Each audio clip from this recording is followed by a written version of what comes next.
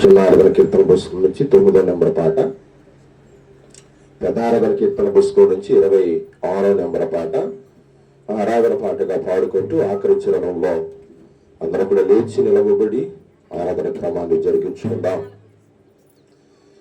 రండి ఉత్సాహించి పాడుదము, రక్షణ దుర్గము మన ప్రభువే.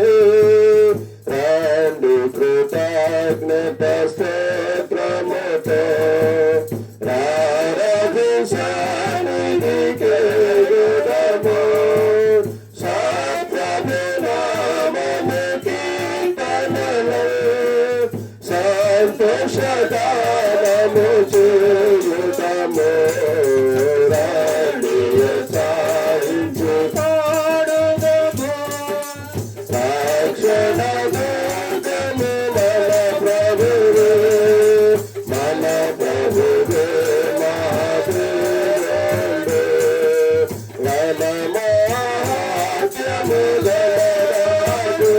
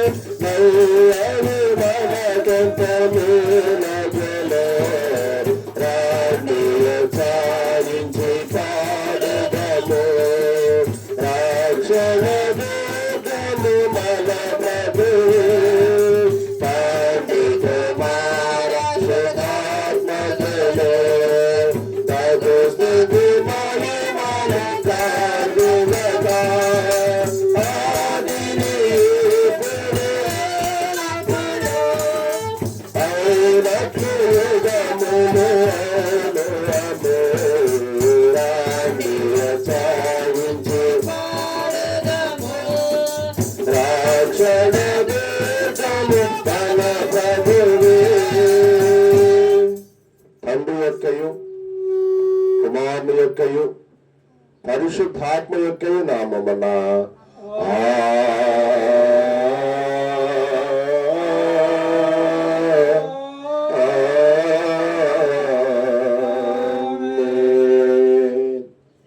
నీ వెలుగును నీ సత్యమును బయలుదేరజేయుము. అవి నాకు త్రోవ చూపును. అవి నీ పరిశుద్ధ పర్వతమునకును నీ నివాస స్థలమునకు నన్ను తోడుకుని వచ్చును.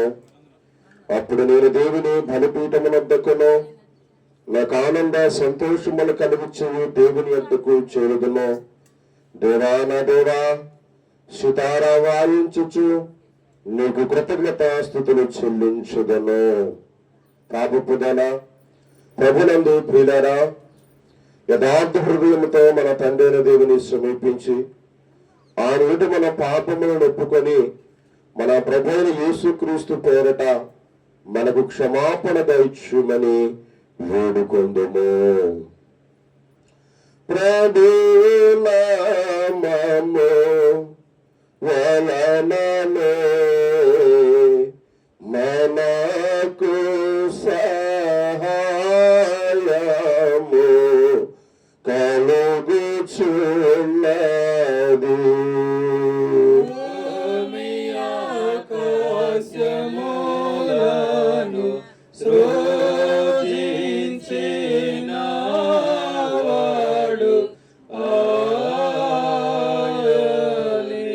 ప్రభువు సన్నిధిని నా అతిక్రమములు నేనొప్పుకొందు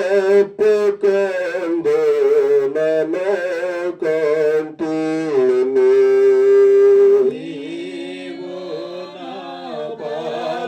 దోషము పరిహరించి మా సృష్టికర్తవు మోచుకుడమైన సర్వశక్తి గల దేవా, దీనులము పాపులమగు మేము స్వాభావికంగా పాపులమనియు అపవిత్రులమనియు తలంపు వలన మాట వలన క్రియల వలన నీకు విరోధముగా పాపము చేస్తుమని ఎదుటొప్పుకొనుచున్నాము. కావున మేము మా ప్రభువైన యేసుక్రీస్తు నిమిత్తమున నీ కృపను వెతకుచు వేడుకొనుచు మితిలేని కనికరము గల నీ యొద్దకు ఆశ్రయమునకై వచ్చుచున్నాము. మా కొరకు చనిపోటకై నీ జనపేక కుమారుడిచ్చిన మిగిలాకరణగా దేవా, మమ్మల్ని కనికరించి ఆయన నిమిత్తం మా సమస్త పాపములకు క్షమాపణ దయచేయము. మేము నీ కృప చేత నిత్య జీవం పొందినట్లు నిన్ను గూర్చి నీ చిత్తమును గూర్చి సరైన జ్ఞానమును నీ వాక్యములకు తగిన విధేయతను మా యందు నీ పరిశుద్ధాత్మ వల్ల వృద్ధి పొందింపుమని మా ప్రభువైన యేసు క్రీస్తు ద్వారా వేడుకొనుచున్నాము. ఆమేన్. మన పరలోకపు తండ్రి సర్వశక్తి గల దేవుడు మనల్ని కనుగరించి మన కొరకు చనిపోటకై తన కుమారునిచ్చి ఆయన మూలమున మన పాపములన్నిటినీ క్షమించున్నాడు. ఆయన నామమును విశ్వాసించు వారికి దేవుని కుమారులగుటకు అధికారం ఇచ్చు, వారికి తన పరిశుద్ధాత్మను అనుగ్రహించును. నమ్మి బాప్తిస్మం పొందిన వాడు రక్షింపబడును. ఓ ప్రభువా, ఈ రక్షణ మా అందరికీ దయచేయుము.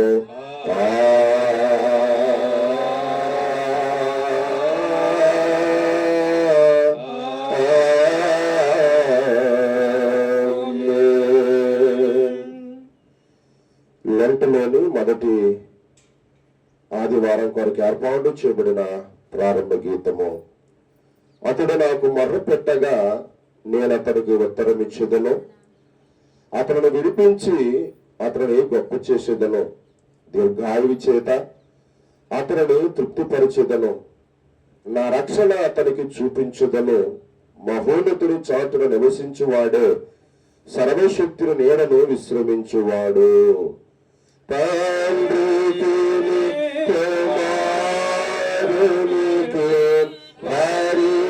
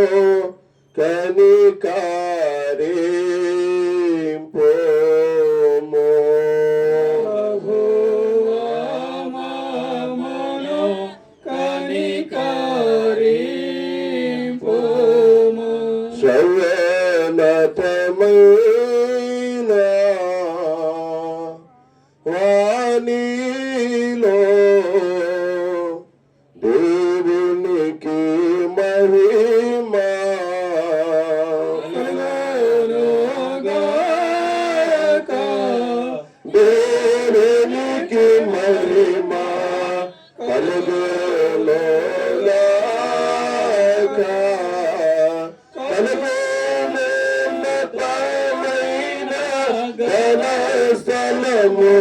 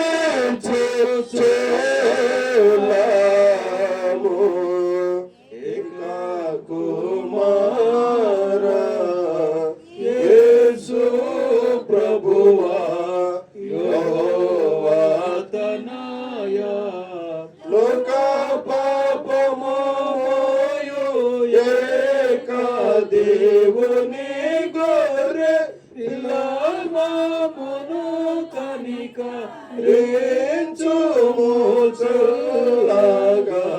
లోక పాపములు మోసికొని పోవు యేసు రక్షక వసిక జనకుడి కుడి వైపున కూర్చుండి యేసు మా ప్రార్థన కించి కనికరించు పరిశుద్ధుడా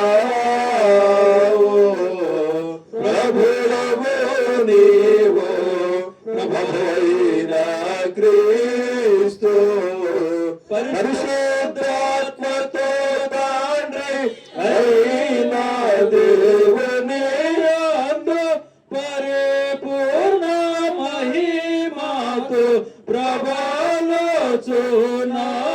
ప్రభాలోచున్నామిప్పుడు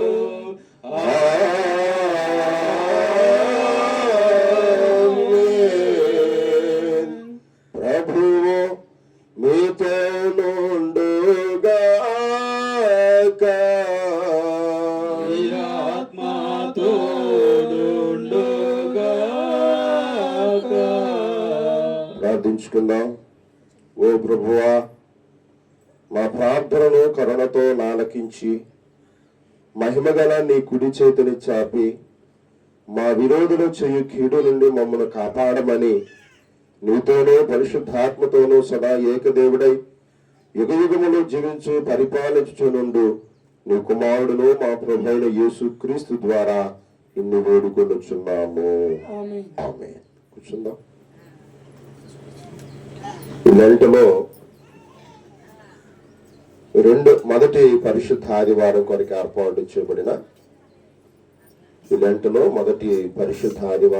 ఏర్పాటు చేయబడిన పత్రికా పాఠ్య భాగముగా అపోస్తుడైన పౌలు కొరింథీయులకు రాసిన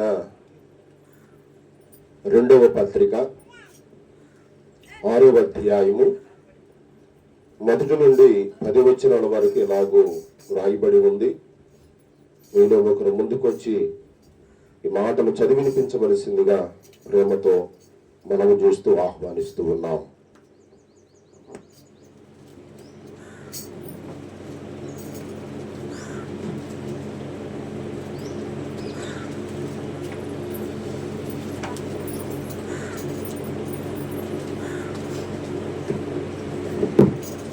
లెంటిలోని మొదటి ఆదివారం కొరకు ఏర్పాటు చేయబడిన పత్రికా పాఠ్య భాగము 1 కొరింథీ 6వ అధ్యాయం 1 నుంచి 10 వచనాలు చదువుతున్నాం.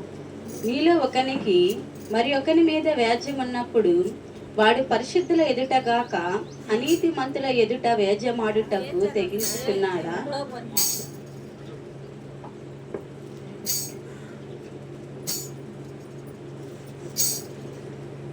2 కొరింథీ 6:1-10 కాగా మేము ఆయన తోడి పనివారమై మీరు పొందిన దేవుని కృపను వ్యర్థము చేసుకొనవద్దని మిమ్మల్ని వేడుకొనుచున్నాము.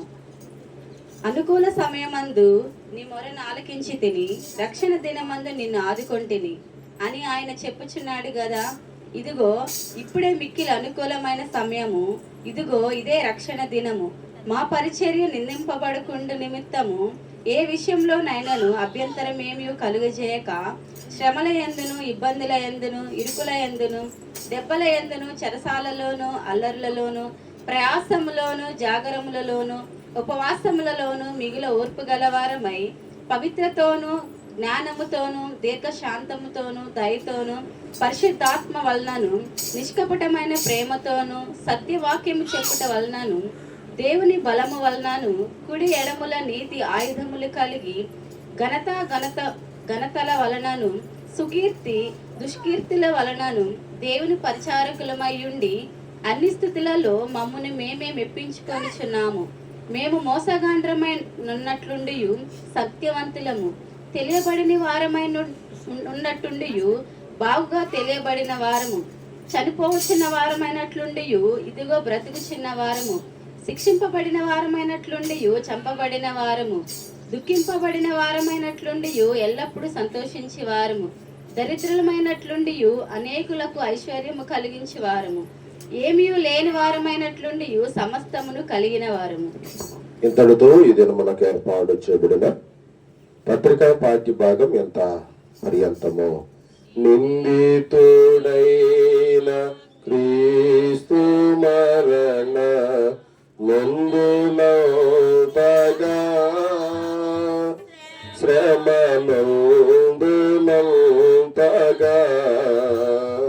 సిల్వనందునంతగా ఏం పొందుగా తగ్గించుకొనియు వినయుడై.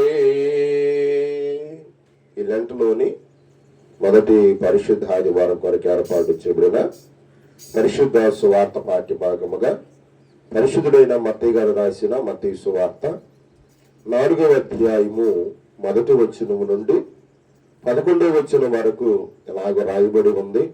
మీలో ఒకరు ముందుకు వచ్చి మాటలు చదివినిపించవలసిందిగా ప్రేమతో మనవి చేస్తూ ఆహ్వానిస్తూ ఉన్నాం. ఓ ప్రభువా నీకు మహిమ కలుగును గాక.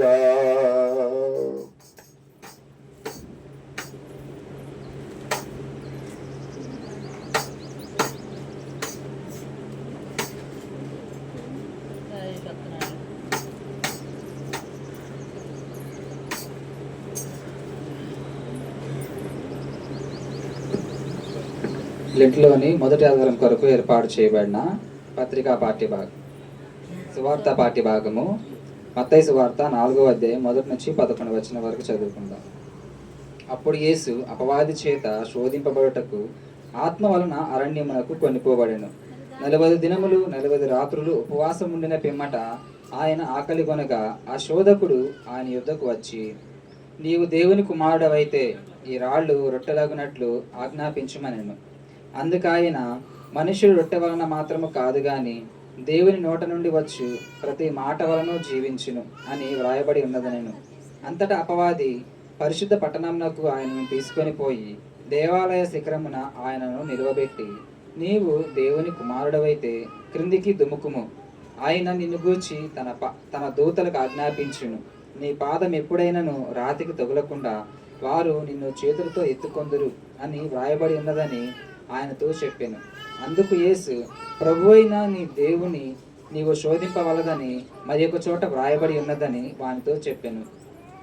మరలా అపవాది మిగుల ఎత్తైన ఒక కొండ మీదకు ఆయనను తోడుకొని పోయి, ఈ లోక రాజ్యములన్నిటినీ వాటి మహిమను ఆయనకు చూపి, నీవు సాగిలపడి నాకు నమస్కారం చేసిన ఎడల వీటినన్నిటినీ నీకు ఇచ్చేదనని ఆయనతో చెప్పగా, యేసు వానితో, సాతానా పొమ్ము, ప్రభువైన నీ దేవునికి మొక్కి ఆయనను మాత్రము సేవింపవలెను అని వ్రాయబడి ఉన్నదనెను. అంతటా అపవాది ఆయనను విడిచిపోగా, ఇదిగో దేవదూతలు వచ్చి ఆయనకు పరిచర్య చేసిరి. ఈ వాక్యము ఇంత పర్యంతం. ఓ క్రీస్తు నీకు స్తోత్రము కలుగును గాక. అలాగే లేచి నిలబడి అపోస్తుల విశ్వాస ప్రమాణం మన విశ్వాస ప్రమాణంగా ఒప్పుకుందాము. భూమి ఆకాశములను సృజించిన సర్వశక్తి గల తండ్రి అయిన దేవుని నమ్ముచున్నాను. ఆయన ఏక కుమారుడును మన ప్రభువైన యేసు క్రీస్తును నమ్ముచున్నాను. ఈయన పరిశుద్ధాత్మ వలన గర్భము ధరింపబడి కన్యైన మరిగి పుట్టి పొంది పిలాతు అధికారం కింద శ్రమపడి సిలివేయబడి చనిపోయి సమాధి చేయబడని అదృశ్య లోకములకు దిగిననియు చనిపోయిన వారిలో నుండి మూడవ దిన లేచి పరలోకమునికి సర్వశక్తి గల తండ్రి అయిన దేవుని కుడి చేతుల కూర్చున్నాడని సజీవులకును మృతులకును తీర్పు చేయటకు అక్కడి నుండి వచ్చిన నమ్ముచున్నాను. పరిశుద్ధాత్మను నమ్ముచున్నాను. పరిశుద్ధ క్రైస్తవ సంఘముకు పరిశుద్ధుల సహవాసమును పాపక్షమాపణ శరీర పునరుద్ధానము నిత్య జీవమును ఉన్నామని నమ్ముచున్నాను. ఆమేన్. కూర్చుందాం. 60వ నెంబర్ పాట పాడుకున్నాం. చిన్నారదన కీర్తన పుస్తకం నుంచి పెదారదన కీర్తన పుస్తకం నుంచి 165వ నెంబర్ పాట. చిన్నారదన కీర్తన పుస్తకంలో 60వ నెంబర్ పాట, పెద్దారదన కీర్తన పుస్తకం నుంచి 165. ఈలాటిదా యేసు ప్రేమ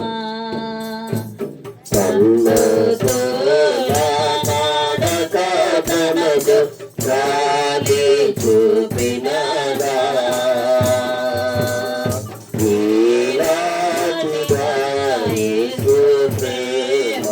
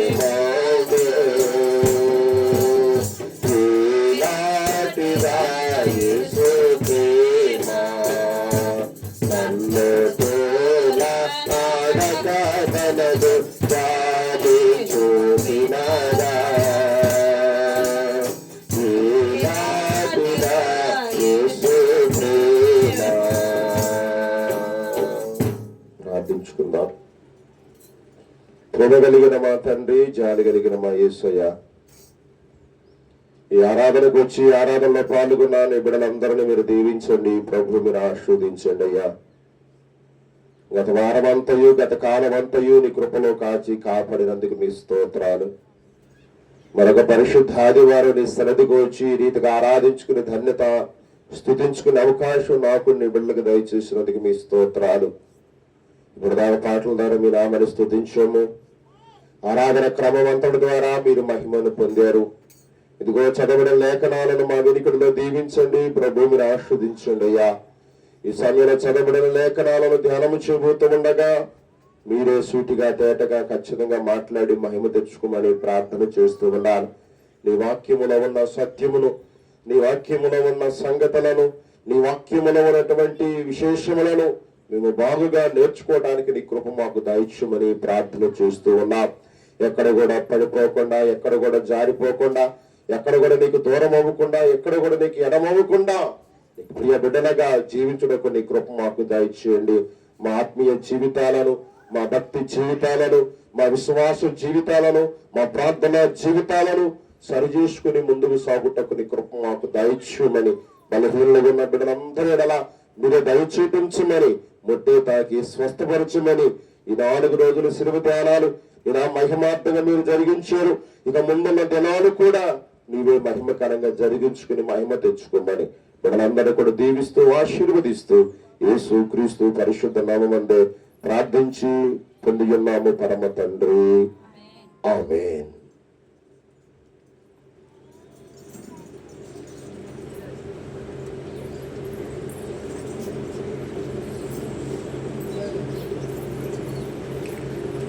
మన తండ్రి దేవుని నుండి, మన ప్రభువైన యేసు క్రీస్తు నుండి కృపా సమాధానాలు మీకు కలుగును గాక.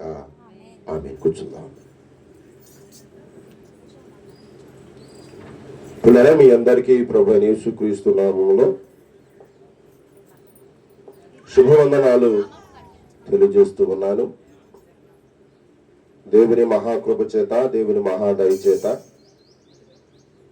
శిలువ ధ్యానాలలో మొదటి పరిశుద్ధ ఆదివారం మనమంతా కూడా దేవుని సన్నిధిలో చేరి ఈ రీతిగా దేవుని ఆరాధించడానికి దేవుడు మనకు దయచేసిన చక్కటి సమయాన్ని బట్టి, అవకాశాన్ని బట్టి మొదటగా ప్రభుకి మహిమ కలుగును గాక. ఈ శిలువ ధ్యానాలు ప్రారంభించాం. 4 రోజులు దిగ్విజయంగా ప్రభు నా మహిమార్థంగా జరిగాయి. ఈరోజు శిలువ ధ్యానాల్లో మొదటి పరిశుద్ధ ఆదివారం. మీ అందరూ తెలుసు, పునరుద్ధాన దినము లేదా పునరుద్ధానం రోజు అంటే జాయ్, అంటే సంతోషించడం లేకపోతే ఆనందించటం. ఈ 4 రోజులు మనము శ్రమ దినాలుగా ధ్యానం చేస్తూ బాధతో వచ్చాం. కానీ ఈ పునరుద్ధాన దినమున మరి యేసు ప్రభు వారు పునరుద్ధానం చెందాడు గనక ఆ బాధనంతా కూడా మనలో నుండి, నీలో నుండి, ప్రతి ఒక్కొక్కరిలో నుండి ఆయన తీసివేసి జాయ్, సంతోషంగా ఆనందంగా ఆయన ఆరాధించుకునే అవకాశాన్ని దేవుడు మనకు దయచేశాడు. ఎవరు కూడా బాధతో దిగులతో కూర్చోకుండా విశ్వాసంతో దేవుని సన్నిధిలో కూర్చోండి, దేవుని మాటలు వినండి.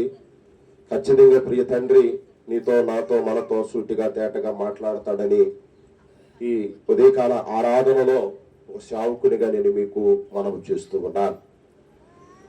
ఎప్పుడైనా సరే వాక్యం ధ్యానం చేసే ముందు మీరు నేను మొదటగా గ్రహించుకోవలసింది ఆ ఆదివారం ఏ ఆదివారము అది మీరు గుర్తుపెట్టుకోవాలా. ఈరోజు ఏ ఆదివారము? లెంటలో మొదటి పరిశుద్ధ ఆదివారం. గత ఆదివారాలు వేరు, కానీ ఈరోజు లెంటలో మొదటి పరిశుద్ధ ఆదివారం కాబట్టి దీనిని మీరు బాగా గమనంలో ఉంచుకోవాలా. మన లోదరణ పాఠాలు ఎలా ఉంటాయంటే, ఆదివారం ఏ పేరైతే మనం ఇక్కడ చెప్పుకుంటామో ఆ పేరుకు తగ్గ వాక్య సందర్భాలే మనకి ఈరోజు లెసన్స్ లో వస్తా ఉంటాయి. అంతే తప్ప మరొకటేమి లేదు. కాబట్టి ఈ విషయాన్ని అందరూ కూడా గమనించుకోవలసిందిగా మీకు నేను మనవి చేస్తూ ఉన్నాను. రండి ఇక దేవుని వాక్యంలోనికి మనం వెళదాం. పరిశుద్ధుడైన మత్తయి గారు రాసిన మత్తయి సువార్త 4వ అధ్యాయము 1వ వచనం చదువుతారా? అప్పుడు యేసు అపవాది చేత శోధించబడుటకు ఆత్మ వలన అరణ్యమునకు కొనుపోబడెను. చాలు. ఈరోజు మనం ధ్యానం చేయబోతున్న ధ్యానాంశము ఏందనంటే శోధించబడిన క్రీస్తు, లేకపోతే శోధించబడిన యేసు క్రీస్తు, లేదా శోధించబడిన యేసయ్య. మీ అందరూ తెలుసు, గత దినాల్లో కూడా ధ్యానం చేశాం. యేసు ప్రభు వారు 100% మానవుడైతే 100% ఆయన ఎవరు చెప్పండి? దేవుడు. ఇది ఎప్పటికీ కూడా క్రైస్తవులు మర్చిపోవద్దు. ఆయన 100% మానవుడు, ఆయన 100% ఎవరు చెప్పండి? దేవుడు. కాబట్టి మానవుడిగా ఈరోజు నీవు నేను ఎన్ని కష్టాలు, ఎన్ని శ్రమలు, ఎన్ని బాధలు, ఎన్ని అవమానాలు, ఎన్ని నిందలు ఎదుర్కొంటూ ఉన్నామో, యేసు ప్రభు వారు కూడా 100% మానవుడిగా ఉన్నప్పుడు అన్నే కష్టాలు, అన్నే బాధలు, అన్నే శ్రమలు, అన్నే ఇరుకులు ఆయన ఎదుర్కొన్నాడు. ఆ తర్వాత దేవుడిగా ఆయన చూపించే మహిమలు వేరు, దేవుడిగా ఆయన చేసే కార్యాలు వేరు, దేవుడిగా ఆయన చేసే అద్భుతాలు వేరు, దేవుడిగా ఆయన చేయబోయే తీర్పులు వేరు. ఇది మీరు బాగా గుర్తుపెట్టుకోవాలి. కాబట్టి ఈ రోజు మనం ధ్యానం చేయబోతున్న ధ్యానాంశం ఏంటంటే శోధించబడిన క్రీస్తు. చూడండి, 1వ వచనంలో ఉంది, ఆయన అప్పుడు యేసు అపవాది చేత శోధించబడుటకు. ఏం చేయబడుటకు? శోధించబడుటకు. ఎవరి వలన? ఆత్మ వలన. ఎక్కడికి కొనుపోబడ్డాడు? అరణ్య ప్రదేశమునకు కొనుపోబడ్డాడు. దీనికి ముందు ఏం జరిగిందో మీ అందరూ తెలుసు కదా? తెలుసా తెలీదా? ఏం జరిగింది చెప్తారా? ఈ యేసయ్య శోధించబడక ముందు, యేసయ్య అరణ్యమునకు కొనుపోబడక ముందు ఏం జరిగిందో మీ అందరు తెలుసా? చూడండి, 3వ అధ్యాయము 13వ వచనము నుండి. 3వ అధ్యాయము 13వ వచనం.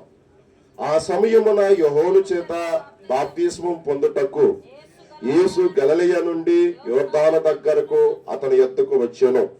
అందుకు యేసు యోహాను, నేను నీ చేత బాప్తిస్మం పొందవలసిన వాడనై ఉండగా నీవు నా యొద్దకు వచ్చుచున్నావా అని ఆయనను నివారింప చూసెను గాని యేసు ఇప్పటికీ కానిమ్ము, నీతి యావత్తు ఇలాగ నెరవేరుటకు మనకు తగినది అతనికి ఉత్తరం ఇచ్చిన గనక అతడిలాగు చెప్పి కానిచ్చెను. యేసు బాప్తిస్మం పొందిన వెంటనే నీళ్లలో నుండి ఒడ్డుకు వచ్చెను. ఇదిగో ఆకాశము తెరవబడెను, దేవుని ఆత్మ పావురం వలె అతని మీదికి దిగి వచ్చుట చూచెను. 17. మరియు ఇదిగో ఈయన నా ప్రియ కుమారుడు, ఈయన యందు నేను ఆనందించుచున్నానని ఒక శబ్దము ఎక్కడి నుండి వచ్చిందంట? ఆకాశము నుండి. ఇప్పుడు 13వ వచనం నుండి 13, 14 వచనాలలో 15 వచనాలలో బాప్తిస్మమిచ్చి యోహాను గారికి యేసుక్రీస్తు ప్రభువారికి మధ్య ఏం జరుగుతుంది? డిస్కషన్. ఏంటి ఆ డిస్కషన్? యోహాను గారు బాప్తిసాలు ఇస్తున్నాడని గలిలయ సముద్రంలో యేసు తెలుసుకుని అక్కడికి వెళ్ళి ఏమేమంటున్నాడు చెప్పండి? బాప్తిసం. దానికి యోహాను గారు ఏమన్నాడంటే, అయ్యా నేను నీ చేత ఏం తీసుకోవలసిన వాడని? బాప్తిసం తీసుకోవలసిన వాడునై ఉండగా నువ్వు నా దగ్గరకు వచ్చి బాప్తిసం తీసుకోవటం ఏంటి? ఇది జరగకూడదని యోహాను గారు యేసు ప్రభుని ఏం చేయటానికి చూశాడు? నివారింప చూశాను. కానీ 15వ వచనంలో యేసు ప్రభు వారు అన్నాడు కదా, ఎప్పటికీ కానిమ్ము, నీతి యావత్ ఇలాగ జరగవలసి ఉంది, జరగనిమ్మని యోహాను గారికి ఆయన చెప్పినట్లుగా మనం చూస్తూ ఉన్నాం. ఆ తర్వాత 16వ వచనంలో యేసు ప్రభు వారు నీళ్ళలోనికి వెళ్ళి బాప్తీసం తీసుకుంటున్నట్లుగా మనం చూస్తూ ఉన్నాం. ఎప్పుడైతే ఆయన బాప్తీసం తీసుకున్నాడో ఆకాశములు ఏమయ్యాయి చెప్పండి? తెరవబడ్డాయి. 2, దేవుని ఆత్మ పావురము వలె అతని మీదకి దిగివచ్చెను. 17వ వచనం, ఇదిగో ఈయన నా ప్రియ కుమారుడు, ఈయన యందు నేను ఆనందించుచున్నానని ఒక శబ్దము ఎక్కడి నుంచి వినబడుతుంది? ఆకాశము నుండి. అంటే 13వ వచనము నుండి 17వ వచనం వరకు ఆయన బాప్తిస్మము తీసుకున్నట్లుగా మనం చూస్తూ ఉన్నాం. ఇక బాప్తిస్మం తీసుకున్న వెంటనే అపవాది ఊరుకునిద్దా? చెప్పండి. బాప్తిస్మం తీసుకున్న వెంటనే సాతాను ఊరుకునిద్దా? బాప్తిస్మం తీసుకున్న వెంటనే కాముగా ఉండిద్దా అనుకుంటున్నారా? ఉండదు. చాలా మంది అనుకుంటారు బాప్తిస్మం తీసుకోగానే నా కష్టాలన్నీ పోతాయి, బాప్తిస్మం తీసుకోగానే నా బాధలన్నీ పోతాయి, బాప్తిస్మం తీసుకోగానే నా ఇరుకులన్నీ పోతాయి, బాప్తిస్మం తీసుకోగానే నా రోగాలన్నీ పోతాయి, బాప్తిస్మం తీసుకోగానే నేను నాన్ స్టాప్ బస్ ఎక్కి పరలోకానికి వెళ్ళిపోతా అని అనుకుంటా. నో. గతంలో మీకు చెప్పినట్లుగా బాప్తిస్మం అనేటువంటిది ప్రారంభ మెట్టు మాత్రమే. ఆమేన్ చెప్పండి అందరూ ఒకసారి. ఏ మెట్టు చెప్పండి? బాప్తిస్మం అనేటువంటిది ప్రారంభ మెట్టు మాత్రమే. ఇక నువ్వు ఎన్నో మెట్లు ఎక్కాలి. ఇంకా మిగిలిన 99 మెట్లు నువ్వు ఎక్కవలసి ఉంది. కానీ చాలా మంది బాప్తిసాన్ని 100వ మెట్టుగా చూస్తారు. ఎన్నో మెట్టుగా చూస్తారు చెప్పండి? 100వ మెట్టుగా చూస్తారు. కానీ నేడు క్రైస్తవులుగా ఒక సేవకుడిగా చెప్పే మాట ఏందనంటే బాప్తిస్మాన్ని మొదటి మెట్టుగా చూడండి, అంతే తప్ప బాప్తిస్మాన్ని 100వ మెట్టుగా చూడొద్దు. 100వ మెట్టుగా చూడొద్దు. యేసు ప్రభు వారు బాప్తిస్మాన్ని ప్రారంభ మెట్టుగా చూశాడు. ప్రారంభ మెట్టుగా చూశాడు. ఇప్పుడు ప్రారంభ దశలో ఉన్నటువంటి యేసు ప్రభు వారు 4వ అధ్యాయం 1వ వచనంలో, అప్పుడు యేసు అపవాది చేత, అపవాది అంటే ఫుట్ నోట్లో ఏముంది? సాతాను చేత ఏం చేస్తున్నట్లుగా? శోధించున్నట్లుగా ఈయన అరణ్యానికి ఏమయ్యాడు చెప్పండి? కొనుక్కోబడ్డాడు. చూడారా, మీ అందరూ తెలుసో లేదో బాప్తిస్మం తీసుకోకముందు సాతాను ఏమంద మనల్ని? అంటే అప్పుడు మనం ఎవరి స్వాధీనంలో ఉన్నట్టు? అపవాది సాతాను స్వాధీనంలో ఉన్నట్టే. ఎందుకో? బూతలాడతాం అంటే అపవాది స్వాధీనంలో ఉన్నట్టే. అబద్ధాలు ఆడతాం, అపవాది స్వాధీనంలో ఉన్నట్టే. సినిమాలు, సీరియల్స్, లోకంలో ఉన్నటువంటి శరీర కార్యాలన్నీ మనం చేస్తాం కాబట్టి అప్పుడు మనం ఎవరి ఆధీనంలో ఉన్నట్టు? అపవాది సాతాను ఆధీనంలో ఉన్నట్టే. కానీ ఎప్పుడైతే మనం బాప్తిస్మం తీసుకుంటామో సాతానికి అర్థమైపోయింది, ఈ బిడ్డ నా బిడ్డ కాదు అని, లేకపోతే ఈ వ్యక్తి నా బిడ్డ కాదు అని, ఈ వ్యక్తి నా బిడ్డ కాదని సాతానికి అర్థమైపోయింది. ఇక సాతాను ఎప్పుడైతే మనం బాప్తిస్మం తీసుకున్నామో అప్పటి నుండి ఇక ఏం చేయటం మొదలు పెట్టింది? శోధించడం. శ్రమలో, కష్టాలు, బాధలు, దెబ్బ మీద దెబ్బ, దెబ్బ మీద దెబ్బ, దెబ్బ మీద దెబ్బ తగలుతా ఉంటది. అప్పుడు నువ్వేమనుకుంటావు?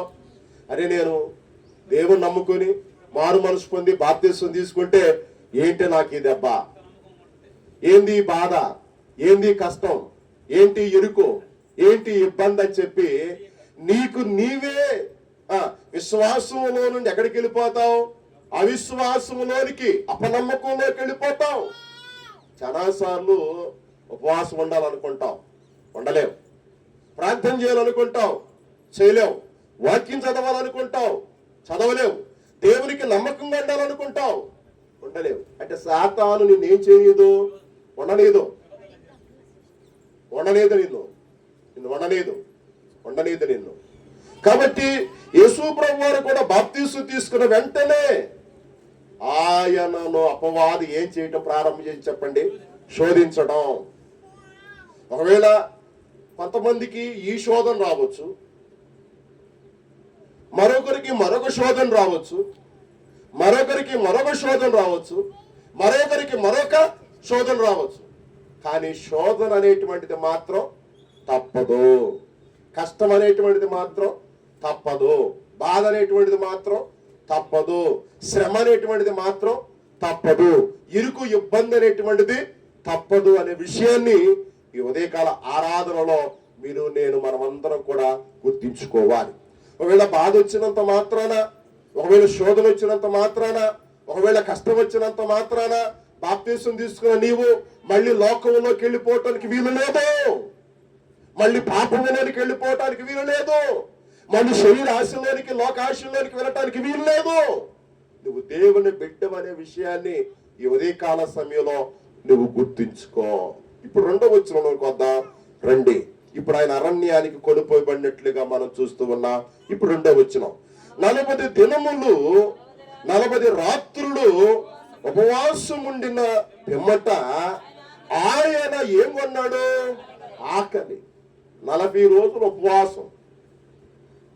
మొన్న బుధవారం నుంచి మనం చేస్తుంది కూడా అదేగా. దశమ బుధవారం నుండి మనం చేస్తుంది ఏంది? అదే ఉపవాసం. ఆయన 40 పగళ్ళు 40 రాత్రులు ఉపవాసం ఉండి ఏం చేస్తున్నాడు? ఆయన ప్రార్థన చేస్తూ ఉండగా,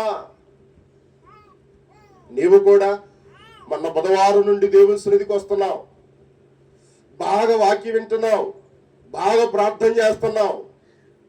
నువ్వు అనుకుంటావు, అరే ఈ 40 రోజుల్లో ఒక పూటైనా ఉపవాసం ఉండాలి, ఒక రోజైనా ఉపవాసం ఉండాలి, ఒక వారం అన్న ఉపవాసం ఉండాలి, 10 రోజులన్న ఉపవాసం ఉండాలి అనుకుంటావు. కానీ సాతానుడు నిన్ను నువ్వు దేని విషయంలో ఉపవాసం ఉండాలనుకుంటున్నావో దాని విషయంలోనే ఏం చేస్తాడు చెప్పండి? శోధిస్తాడు.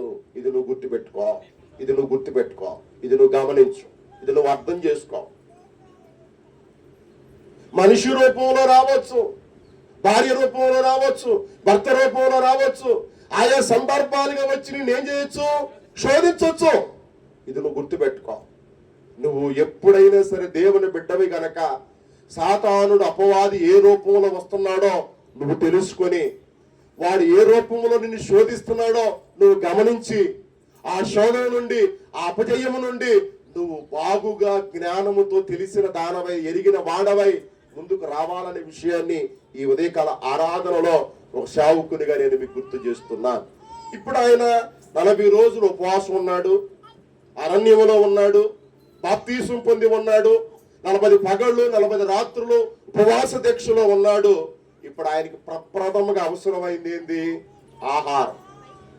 ఉపవాసంలో ఉన్నవాడికి, ఉపవాసంలో ఉన్న వ్యక్తికి, 40 రోజులు ఉపవాసంతో ఉన్న వ్యక్తికి మొదట కావాల్సింది ఏంది? ఆహారం. ఈ విషయం సాతానికి బాగా తెలుసు. ఈ విషయం సాతానికి తెలుసు. మీ ఇంట్లో కూడా మీరు ఉపవాసం ఉన్న రోజే మాంసం కూర వండుతారు, మీరు ఉపవాసం ఉన్న రోజే పచ్చాపల కూర వండుతారు, మీరు ఉపవాసం ఉన్న రోజే బిర్యానీ వండుతారు.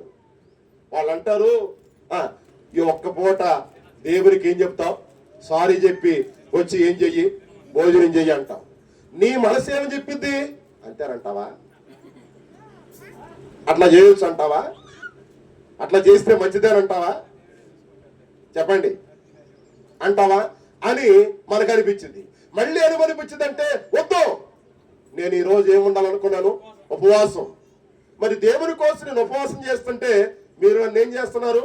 తినమంటున్నారు ఏంది, శోధిస్తున్నారు ఏందని చెప్పి మళ్ళీ దేవుని ఆత్మ నిన్నేం చేస్తుంది? కత్తిస్తుంది.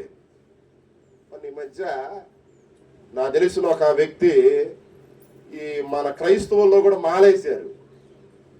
తెలుసమ్మా? తెలసొక్కాయి, ఇంకా బ్లూ కండవా, నాకులాగా సిలువ, తెల్ల ప్యాంటు తెల్ల లుంగి వేసుకుంటున్నారు. మొత్తం మీద బుధవారం వెళ్ళి ఆర్సీఎం చర్చిలో మొత్తం మీద ఏం వేసుకున్నాడు? మాల వేసుకున్నాడు. మాల వేసుకునే ముందు వాళ్ళోళ్ళు అందరూ చెప్పారు, అరే అబ్బాయి, నువ్వు 40 రోజులు ఏం చేయలేవు, ఉపవాసం చేయలేవురా, నువ్వు 40 రోజులు దీక్ష చేయలేవురా, ఇది నీ వల్ల కాదు, ఇది నీ వల్ల జరగదు అని చెప్పి ఆడికి చెప్పారు. కానీ ఆడన్నాడు, లేదు లేదు లేదు, నేను మారాలంటే ఇదే నాకు సరైనటువంటి అవకాశం అనుకుని ఎవరికి చెప్పకుండా ఆటో మాట్లాడుకుని వెళ్ళి ఏం వేపుకున్నాడు? మాల వేపుకున్నాడు. యేసు ప్రభు మాల వేపుకున్నాడు. బుధవారం సాయంత్రం 8 9 ఇంటికి వచ్చాడు. ఆ రోజు హ్యాపీగానే ఉన్నాడు. ఏ రోజు? స్టార్టింగ్ రోజు బుధవారం హ్యాపీగానే ఉన్నాడు. తెల్లారి గురువారం ఒక్కర వ్యాపీగా ఉన్నాడు. ఇక శుక్రవారం అంటే నిన్న కాకుండా మొన్న ఇక వాడు నాకు వద్దురో బాబు ఈ మాల తీసేయండిరా నాయనో అని ఇంట్లో వాళ్ళందరినీ ఏం చేస్తున్నాడు చెప్పండి, గొడవ చేస్తున్నాడు. అంతటితో కాకుండా ఆడి ప్రశ్నలు ఏంటంటే, నేను 3వ రోజే మాల తీసేయమన్నాను కాబట్టి దేవుడు నన్ను ఏమని అంటాడా, నాకేమైనా జరిగిద్దా, నాకేమైనా అయ్యిద్దా, మా కుటుంబానికి ఏమైనా అయ్యిద్దా అని వాడికి ఏం కలుగుతుంది, అనుమానం, భయం. భయం భయం మనిషికి భయమే రకరకాల సమస్యలకి కారణం. ఇక్కడ యేసు ప్రభు వారు కూడా 40 రోజులు ఆ ఆకలితో 40 రోజులు కూడా ఉపవాస దీక్షలో ఉన్నాడు. ఆయన కూడా అరణ్య ప్రదేశంలో ఉన్నాడు. ఆయన కూడా దానికి ముందు 3వ అధ్యాయంలో బాప్తిస్మము పొంది ఉన్నాడు. ఇప్పుడు సాతాను బాగా గుర్తించింది ఏమని, ఈయనకి ఇప్పుడు అన్నం అవసరం కాబట్టి ఈయనను శోధించాలి అని చెప్పి చూడండి 3-4 వచనాల్లో ఎట్లా శోధిస్తుందో రెండొకసారి. ఆ శోధకుడు అపవాది ఆయన ఎద్దుకు వచ్చి, ఎక్కడ ఉన్నాడు ఆయన, అరణ్య ప్రదేశంలో ఉన్నాడు కదా, ఒంటరిగా ఉన్నాడు కదా, ప్రార్థనలో గడుపుతున్నాడు కదా. అపవాది ఆయన ఎద్దుకు వచ్చి, నీవు దేవుని కుమారుడు అయితే, డౌట్ చూడండి ఎట్ట పెడుతుందో, నువ్వు దేవుని బిడ్డవైతే. ఇప్పుడు యేసు ప్రభు దేవుని కుమారుడేగా, యేసు ప్రభు దేవుని బిడ్డేగా.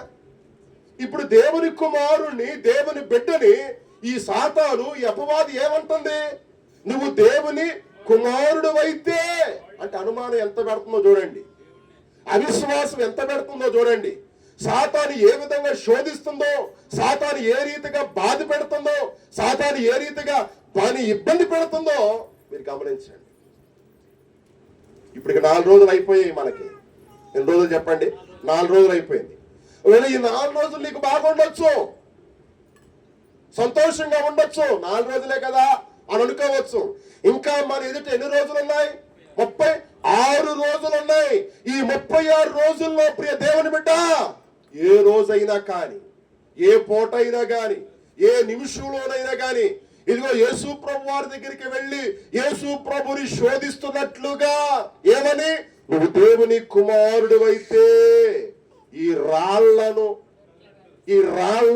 ఏం చేసుకో, రొట్టెలగునట్లు ఆజ్ఞాపించమనేను. ఇప్పుడు యేసు ప్రభు వారు దానికి అపవాదికి సమాధానం చూడండి. అందుకాయన మనుషుడు రొట్టె వలన మాత్రమే కాదు గాని దేవుని నోట నుండి వచ్చు ప్రతి మాట వలన జీవించు. ఎంత చూడండి, ఆ సమాధానం చెప్పాడు ఎవరికి, అపవాదికి. ఈ ఉదయకాల ఆరాధనలో సాతాను నీ దగ్గరికి వచ్చి ఏ విషయంలో నిన్ను శోధిస్తూ ఉందో, ఏ కారణం చేత అయితే నిన్ను శోధిస్తూ ఉందో, ఏ పరిస్థితి చేత అయితే నిన్ను శోధిస్తూ ఉందో, దానికి నీవు తిరిగి సమాధానం చెప్పగలిగే పరిస్థితిలో ఉన్నావా, దానికి తిరిగి రిజల్ట్ ఇవ్వగలిగే అనుభవంలో నీవు ఉన్నావా? చాలా మంది సాతాను కోరల్లో పడిపోతున్నారు, చాలా మంది సాతాను ఉచ్చుల్లో పడిపోతున్నారు, చాలా మంది సాతాను శోధంలో పడిపోతున్నారు, చాలా మంది సాతాను బంధకాల్లో పడిపోతున్నారు. ఉదాహరణకి దావీదు చూడండి, పాపం ఎప్పుడే సమస్య వచ్చినా మనం అందరం ఎవరి మీద పడతాం, దావీదు అన్న మీద పడతాం. దావీదు చేసింది ఒక తప్పే, కానీ ప్రతి చర్చిలో వారానికి ఒకసారైనా దావీదు మీద ఏం వేస్తామంటాం మనము, నింద.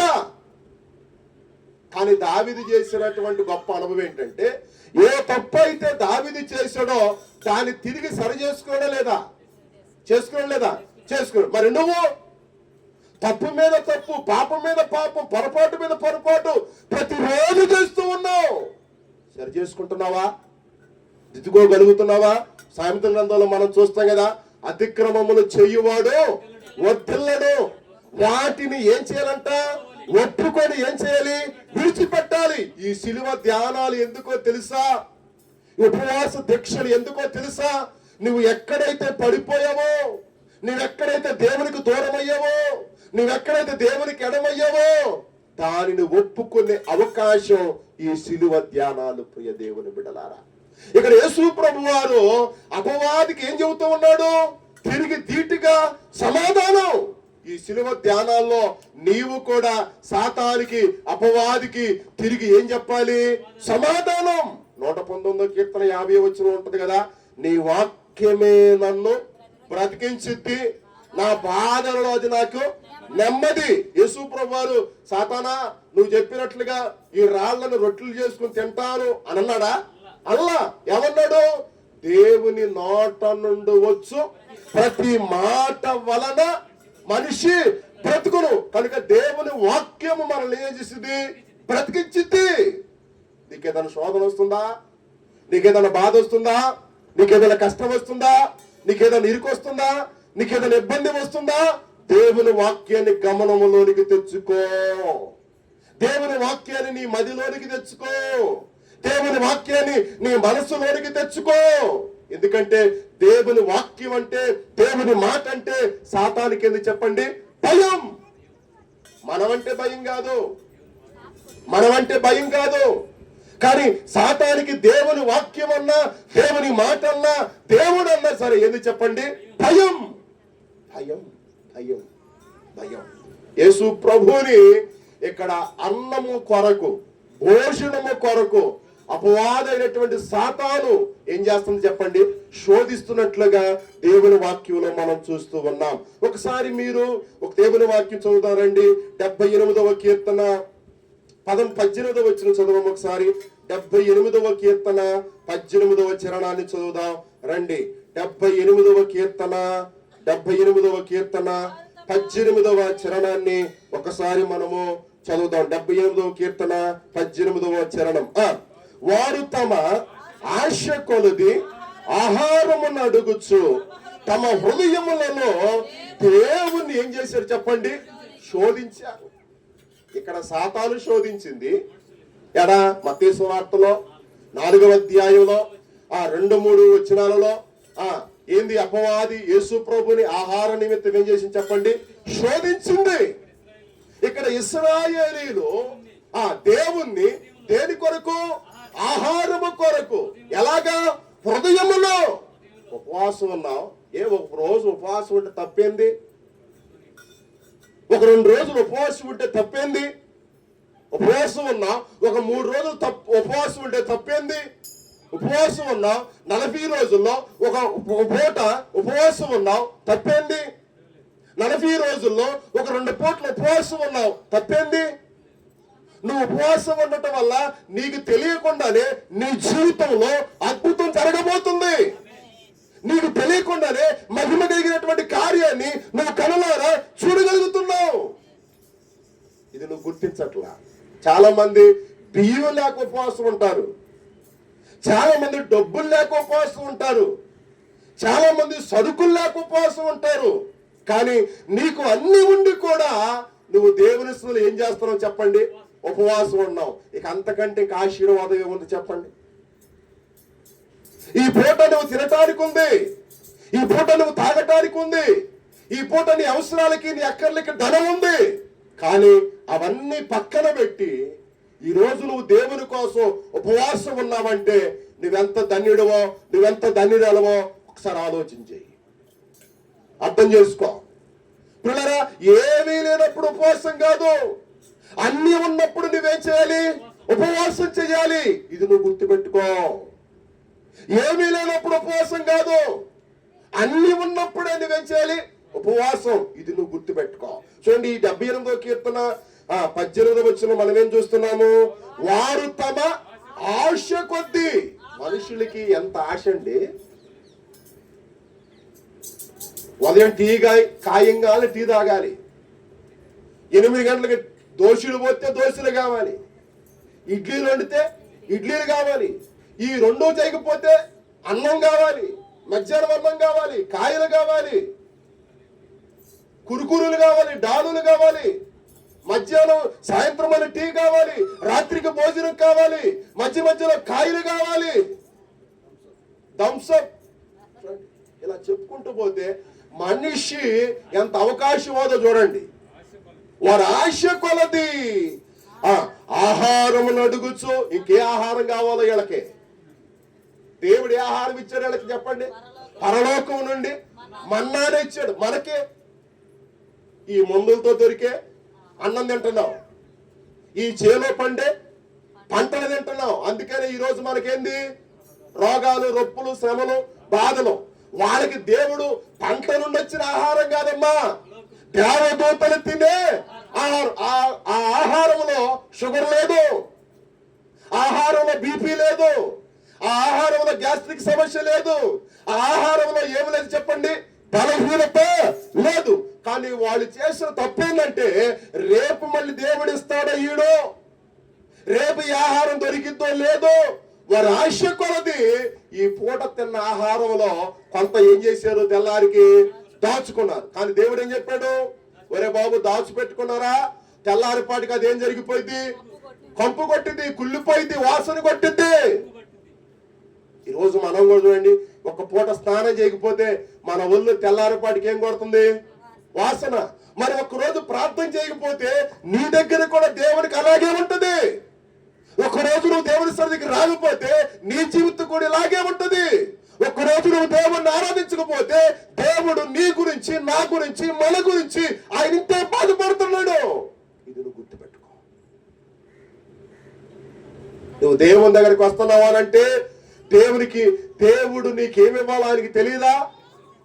నీ అక్కరేంటో, నీ కొరత ఏంటో, నీ లేవేంటో, నీ దరిద్రత ఏంటో, నీ అప్పేంటో, నీ నిరాశ ఏంటో ఆయనకి తెలియదా? మొదట దేవునికి చెప్పు.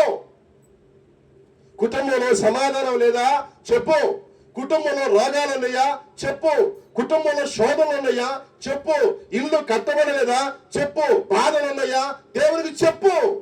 చాలా మంది మనుషుల జీవితానికైతే ఇష్టపడతారు కానీ దేవునికి మాత్రం చెప్పరు. వీళ్ళ ఆశ చూడండి, వారు తమ ఆశ కొలది ఆహారమును అడుగుచు తమ హృదయములో ఒక నిమిషం ఆలస్యమైతే, ఒక రోజు ఆలస్యమైతే, ఒక పూట ఆలస్యమైతే దేవుణ్ణే ఏం చేస్తారు చెప్పండి, శోధిస్తారు. ఇందాక సాతాను ఎవరు శోధించింది, యేసయ్యను శోధించింది. ఇక్కడ ఇశ్రాయేలీలు ఆహారం నిమిత్తము దేవుణ్ణి తమ హృదయములో ఏం చేశారు చెప్పండి, శోధించారు. మూడవదిగా మనం చూస్తే 106వ కీర్తన చదువుదారండి. అక్కడే 40వ వచనం చదువుదాం. అదే 78వ కీర్తన 40వ వచనం చదవం ఒకసారి. అదే 78వ కీర్తన 40వ వచనం. అరణ్యమున వారు ఆయన మీద ఎన్ని మాలు తిరగబడి ఎడారి యందు ఆయనను ఎన్ని మాళ్ళు దొక్కపెట్టి మాటికి చూడండి, మాటికి వారు దేవుణ్ణి శోధించిరి. మాటికి ఇశ్రాయేలు పరిశుద్ధ దేవునికి, ఎవరు వాళ్ళు, ఇశ్రాయేలు. నాకేమన్నా 18వ వచనంలో ఆహారం నిమిత్తము తమ హృదయాల్లో దేవుణ్ణి ఏం చేశారు, శోధించారు. ఇక్కడ 40-41 వచనాలలో అరణ్యమున వారు ఆయన మీద ఎన్ని మార్లు తిరగబడ్డారో. నువ్వు కూడా నేను కూడా ఎన్నిసార్లు తిరగబడ్డాం దేవుని మీద.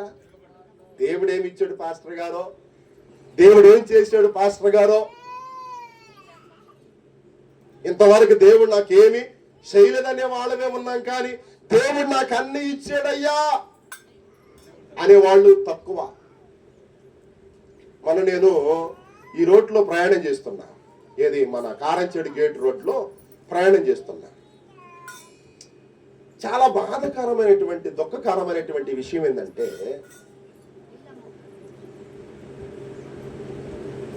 ఆ రోడ్లో నేను ప్రయాణం చేస్తుంటే ఆ స్కూల్కి వెళ్ళే ఆర్సీకి అవతాల నాకు బాగా ఐడెంటిటీ లేదు, కానీ ఆ సెయింట్ స్కూల్ ఆ బజార్లో అవతాల నాకు తెలియదు. మెయిన్ రోడ్డు మీదే ఒక కుర్రబ్బాయి చచ్చిపోయాడు.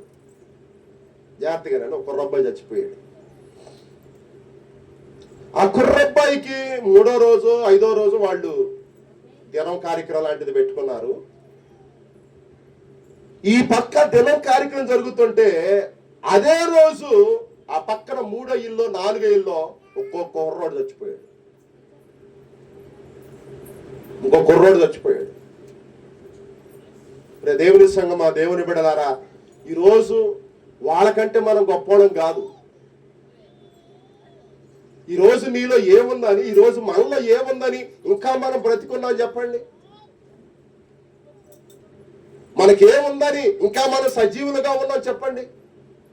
ఇంకా మనలో ఏ స్థాయి ఏ స్థితి ఉందని ఇంకా మనం సజీవులుగా ఉన్నాం చెప్పండి? అసలు ఈ రోజు ఈ పూట ఈ నిమిషం మనం బ్రతికి ఉన్నామనంటే నువ్వు తినే ఆహారం అనుకుంటున్నావా? నువ్వు త్రాగే నీరు అనుకుంటున్నావా? నువ్వు పీల్చే గాలి అనుకుంటున్నావా? కేవలం దేవుని కృపే. ఆ కృపే లేకపోతే ఈ రోజు మనం చూసేవాళ్ళం కాదు, ఈ రోజు దేవుని ఆరాధించే వాళ్ళం కాదు, ఈ రోజు దేవుని సన్నిధికి వచ్చేవాళ్ళం కాదు, ఈ రోజు దేవుని మహిమపరిచే వాళ్ళమే కాదు. ఆ కృపే. ఇంకా నువ్వు బ్రతకాలని ఉంది కాబట్టి, ఇంకా నువ్వు సజీవుడిగా ఉండాలనే ఉంది కనుకనే దేవుడు నిన్నేం చేశాడు? బ్రతికిచ్చాడు. దాని అర్థం ఏంటో తెలుసా? దేవుడు మరొక ఛాన్స్, దేవుడు మరొక అవకాశం నీకు నాకు దయచేశాడు. ఇది నువ్వు గుర్తుపెట్టుకో. దేవుడు మనకు అవకాశాన్ని ఇచ్చినప్పుడు, దేవుడు మరొక సమయాన్ని మనకి ఇచ్చినప్పుడు నీవు ఈ అవకాశాన్ని కోల్పోవద్దు, చేచార్చుకోవద్దు. ఇది మీరు బాగా గుర్తుపెట్టుకోండి. మళ్ళీ చదువున 40 వచనం. అరణ్యములో వారు ఆయన మీద ఎన్ని మార్లు తిరగబడిరి, ఎడారి యందు ఆయనను ఎన్ని మార్లు దుఃఖపెట్టిరి. మాటి మాటికి వారు దేవుణ్ణి ఏం చేశారంట? శోధించారు. ఒక్కసారి కాదంట. నా 18 వచనం ఒక్కసారి మనం అనుకున్నాం. ఆ మత్తయి సువార్త 4వ అధ్యాయము 3వ వచనంలో ఒకసారి అనుకున్నాం. కానీ ఇశ్రాయేలీయులను చూస్తే, ఇశ్రాయేలు జనాంగాన్ని మనం చూస్తే మాటి మాటికి దేవుణ్ణి ఏం చేశారంట? శోధించిరి, దుఃఖపెట్టిరి. తర్వాత చదువున మాటి మాటికి ఇశ్రాయేలు పరిశుద్ధ దేవునికి సంతాపం అంటే బాధ, ఏడుపు. అంటే ఎవరైనా చచ్చిపోతే మనకేం కలిగిద్ది? సంతాపం, బాధ, దుఃఖం కలిగినట్లుగా దేవుని ప్రజలైన వారే దేవుని ఏం చేశారంట? సంతాప పెట్టిరి, దుఃఖ పెట్టిరి, బాధ పెట్టిరి. సాతాను దేవుని ఏం చేస్తుంది? ఇక్కడ దుఃఖ పెడుతుంది. సాతాను ఎక్కడ బాధ పెడుతుంది. సాతాను ఎక్కడ దేవుణ్ణి సంతాపానికి గురి చేస్తుంది. ఆయన బాప్తిస్మం తీసుకోండి అన్న విషయం సాతాను తెలుసుగా. ఆయన 40 పగళ్ళు 40 రాత్రులు ఏమున్నాడని? ఉపవాసం ఉన్నాడని తెలుసుగా. ఆయన అరణ్య ప్రదేశంలో ఏకాంతగా ఏం చేస్తున్నాడు? ప్రార్థన చేస్తున్నాడని తెలుసుగా. ఇది అదునుగా తీసుకున్నటువంటి అపవాది ఆనాడు ఇశ్రాయేలీలే దేవుణ్ణి ఏం చేశారు? శోధించారని చెప్పి ఇప్పుడు అపవాదైన సాతాను దేవుణ్ణి ఏం చేస్తుంది చెప్పండి? శోధిస్తున్నట్లుగా దేవుని వాక్యంలో మనం చూస్తూ ఉన్నాం. ఇక రెండవ శోధనను మనం చూస్తే రండి ఒకసారి 5వ వచనం. మత్తయి సువార్త 4వ అధ్యాయము 5వ వచనం. 5వ వచనం రెండవ శోధన. రండి, రెండవ శోధన. అంతటా అపవాది పరిశుద్ధ పట్టణమునకు ఆయనను తీసుకుని పోయి దేవాలయ శిఖరమున ఆయనను నిలవబెట్టి, నీవు దేవుని కుమారుడు అయితే క్రిందకి. ఎక్కడ తీసుకెళ్ళింది దేవుణ్ణి? పరిశుద్ధ శిఖరం, పరిశుద్ధ పట్టణం. చాలాసార్లు మనం దేవుని సన్నిధిలోనే ఉంటాం. సాతాను ఊరుకోదు. పొద్దాక పిల్లల రూపంలోనో, పిల్ల రూపంలోనో, భర్త రూపంలోనో, భార్య రూపంలో ఒకసారి బెరబరదు. ఆఖరికి ఇప్పుడు ఇక ఈ పిల్లలకి భర్తలకి మాట వినకపోతే ఇదిగో దీన్ని తీసుకొచ్చేసాడు. ఇక దేన్ని తీసుకొచ్చాడు చెప్పండి? ఫోన్. ఇక ఇక ఇక ఇక ఈమె కదలరా, ఈడు కదలరా, ఈడు కదలాలంటే, ఈమె కదలాలంటే వీడికి ఏం చేయాలి? ఫోన్ చేయాలి. అంటే నువ్వు దేవుని వాక్యం వింటావు, నువ్వు దేవుని సన్నిధిలో ఉంటావు, నువ్వు దేవుని స్తుతించడం అపవాదికి ఏమి లేదు, ఇష్టం లేదు. నువ్వు గుర్తుపెట్టుకో. ఎందుకు నువ్వు దేవుని వాక్యం వింటం ఇష్టం లేదంటే, ఎందుకు నువ్వు దేవుని సన్నిధిలో ఉండటం ఇష్టం లేదంటే, యాకోబు పత్రికలో చూస్తాం అపవాదిని మీరు ఏం చేయండి అంటున్నాడు? ఎదిరించండి. అంటే నీకై నువ్వు అపవాదిని ఏం చేయలేవు, ఎదిరించలేవు. కానీ అపవాదిని ఎదిరించాలంటే, వాడు నీ దగ్గర నుండి పారిపోవాలంటే నీకు దేవుని వాక్యము అవసరం, నీకు దేవుని సన్నిధి అవసరం, దేవుని ప్రార్థన నీకు అవసరం. నువ్వు ప్రార్థనలో ఉన్నావు గనక, నువ్వు దేవుని వాక్యములో ఉన్నావు గనక, నువ్వు దేవుని సన్నిధిలో ఉన్నావు గనక వాడి ఒళ్ళు మలమల మలమల ఏమవుతా ఉంది? కాల్తా ఉంది. అది వాడికి ఇష్టం లేక నిన్ను ఏం చేస్తామంటాడు? ఇగో ఈ 5వ వచనం చూడండి. ఈ 5వ వచనం. అంతటా అపవాది పరిశుద్ధ పట్టణమునకు ఆయనను తీసుకుని పోయి దేవాలయ శిఖరం మీద నిలవబెట్టి నువ్వు దేవుని కుమారుడు అయితే ఎక్కడికి దిగమంటుంది? క్రిందకు దూకు. ఏమన్నా ఎత్తైన కొండ మీదకి వెళ్ళి లేదా దేవాలయం మీదకి వెళ్ళి లేదా ఎత్తైన ఇంటిలోనికి వెళ్ళి కిందకు దూకుతారా? అసలు దూకితే ఏం జరిగింది? చచ్చిపోతాం. ఆ విషయం సాతాను తెలీదా? ఆ విషయం దేవునికి తెలీదా? కానీ సాతాను యేసు ప్రభుని ఎలా వాడుకుంటుందో, ఎలా శోధిస్తుందో, ఎలాగో పరీక్షిస్తుందో మీరు గమనించండి. ఇప్పుడు యేసు ప్రభు వారు దాన్ని ఎదిరించడానికి ఏమన్నాడో చూడనా. దాన్ని ఎదిరించడానికి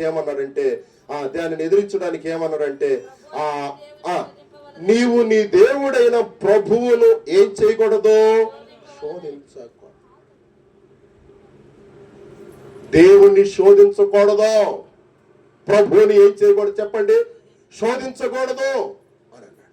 ఇక 3వ శోధనను మనము జ్ఞాపకం చేసుకుంటే 9వ వచనంలోకి వద్దాం రండి. 9వ వచనంలోకి వద్దాం రండి. 8వ వచనం.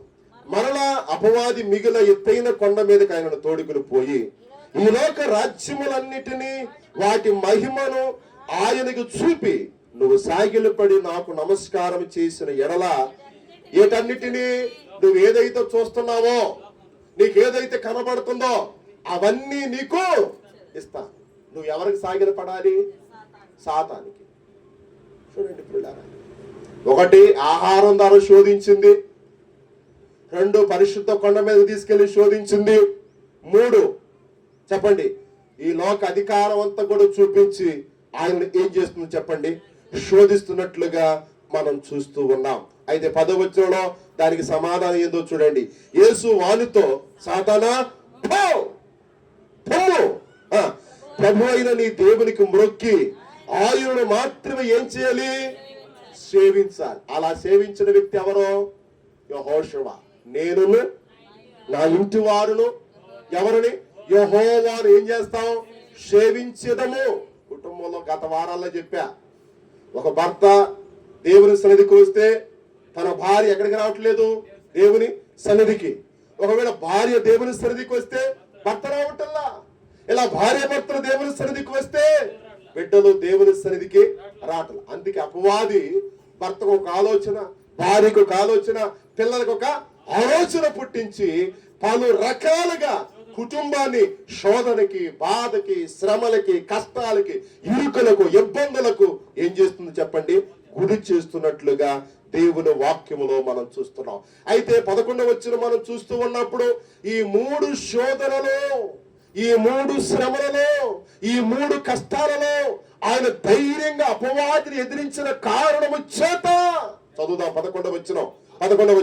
అంతటి అపవాది ఆయనను విడిచిపోగా ఇదిగో దేవదూతలు వచ్చి ఎవరికి యేసయ్యకు ఏం చేశారు చెప్పండి? పరిచయం. ఎప్పుడు? 4వ ఆశీర్వాదం ఇది, 4వ దీవెనిది. 3 కారణాలలో, 3 పనులలో అపవాదిని యేసయ్య ఏం చేశాడు? ఎదిరించాడు. నీవు కూడా ఈ శిలువ ధ్యానాలలో అపవాదిని ఏం చేయాలి? ఎదిరించాలి. ఒక్కోసారి 4 రోజులు వచ్చావు శిలువ ధ్యానాలకి, నేను 5వ రోజు రానియకుండా చేయాలా? రేపు సోమవారం వాడు ప్లాన్ చేసుకుంటాడు. మరి నీవు? వాడు ప్లాన్ చేస్తున్నాడు ఎప్పటి నుంచి? ఈ రోజు నుంచే వాడు ప్లాన్ చేస్తాడు. ఈ రోజు నుంచే నీకు ప్లాన్ చేస్తాడు. ఒక్కసారికి సడన్ ప్లాన్ తో నిన్ను చెడగొట్టడం. ఈ రోజు నుంచే ప్లాన్. నా బిడ్డని, దేవుని బిడ్డని ఎక్కడికి పానీయకూడదు? 5వ రోజు శిలువ ధ్యానానికి దేవుని సన్నిధికి పానీయొద్దని వాడు ఈ రోజు నుంచే ప్లాన్. నువ్వేం చేస్తావు? నేను వెళ్తాను అనుకుంటావు. కానీ ఆ సమయానికే సాతాను పలు రకాలుగా నీ మీదకి ఏం తీసుకొస్తాడో? శోధన. అయితే ఈ 3 శోధనలో, ఈ 3 శ్రమలలో అపవాదిని ఎదిరించడం ద్వారా 11వ వచనంలో మనం చూస్తున్నాం. చూడండి ఏం చూస్తున్నాం? ఆయన అంతటి అపవాది ఆయనను ఏం చేసిందంట? విడిచిపోగా. నువ్వు శోధనలో ధైర్యంగా నిలబడినప్పుడే యేసు ప్రభువు నీ దగ్గరికి వస్తాడు. నువ్వు శోధనలో ధైర్యంగా నిలబడినప్పుడే ఇక వాడికి ఆటలన్నీ అర్థమైపోతాయి. ఏమని? ఈమె నా మాట ఎనరని వాడికి అర్థమైపోయింది. ఇక వాడు పారిపోతాడు. ఇక ఉదాహరణకి ఏబు భార్యని మీరు గమనించండి. మొదటి అధ్యాయం 2వ అధ్యాయంలో ఏబుకి శ్రమ కలగంగానే, ఏబుకి కష్టం కలగంగానే, ఏబుకి బాధ కలగంగానే వెంటనే భార్య మిగిలింది కాబట్టి ఏం చేయాలి? భర్తని ఓదార్చాలి. కానీ ఓదార్చిందా? ఓదార్చకపోగా ఏం చేసింది చెప్పండి? శోధించింది. ఏమని? ఇంకేం దేవుడు రా స్వామి, ఇంకా యథార్థత ఏంది, ఇంకా నీతి ఏంది, ఇంకా భక్తి ఏంది, ఇంకా విశ్వాసం ఏంద్రా, దేవుడు నీకేం చేశాడని, దేవుడు నీకేం ఇచ్చాడని, దేవుడు నీకేం దయచేశాడని, ఇంకా ఏం ఉందని, ఇంకా యథార్థంగా ఉంటావని భార్య ఎవరిని? ఏబుని శోధిస్తుంది. అప్పుడు ఏబు ఒక్క మాట అన్నాడు. ఏమని? మూర్ఖురాలు మాట్లాడినాడు. ఆ మాటకి ఏబు భార్య నోరెత్తి కలిగిందా? అంటే నువ్వు సరైనటువంటి సమాధానం అపవాదికి ఏం చేయాలి? చెప్పాలి. అప్పుడే అపవాది నోరు ఏమైంది? ముగిపడిద్ది. యేసు ప్రభువారు 3 శోధనలకి అపవాది నోరు ఏం చేయగలిగాడు? ముగించాడు. అందుకే 11వ వచనంలో సాతాను ఆయనను ఏం చేసింది? ఆయనను విడిచిపెట్టి పోయింది. ఇప్పుడు ఏం జరిగింది? దేవదూతలు వచ్చి ఎవరికి? యేసు ప్రభు వారికి ఏం చేశారంట? పరిచర్య. ఈ శోధనలో నువ్వు ధైర్యంగా నిలబడినప్పుడే సాతాను పారిపోయిద్ది. ఈ శోధనలో నువ్వు ధైర్యంగా నిలబడినప్పుడే దేవుని దూతలు వచ్చి నీకు పరిచర్య చేస్తారు. ఇక మనం ఎబ్రిల్ రాసిన పత్రికలో మరొక మాటను చూద్దాం రండి. ఎబ్రిల్ రాసిన పత్రిక 3వ అధ్యాయము 9వ వాక్యం.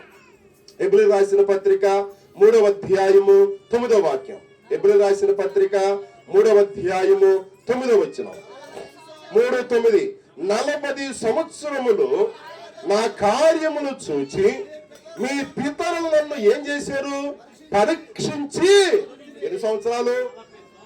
అదే 40 సంవత్సరాలు బలమైన విశ్వాసులే. మన పాద చర్చి గట్టి ఎన్నేళ్ళు? పడేసిన చర్చి ఉందే, అది గట్టి ఎన్నేళ్ళు చెప్పండి? 40 50? నేనే రైటర్ కొట్ట మీ ఊళ్ళో లేకపోయినా 50. ఇంకా దగ్గరకు వచ్చాడు పేతురన్న. చెప్పగలరా? పాత చర్చి గట్టి ఎన్నేళ్ళు ఉందో? 58. ఇంకా ఇంకొకరి దగ్గరికి వస్తున్నాడు అంటే అయ్యగారి దగ్గరికి వస్తున్నాడు కానీ పెరుగుతున్నాడేమో. నాకు తెలిసి ఆ పాత చర్చి నిలబెట్టి మనకుండి 60 ఏళ్ళు అంట. ఎన్ని సంవత్సరాలు చెప్పండి? 60 ఏళ్ళు. సంవత్సరానికి ఒక విశ్వాసి చొప్పున వేసుకున్నా చెప్పండి.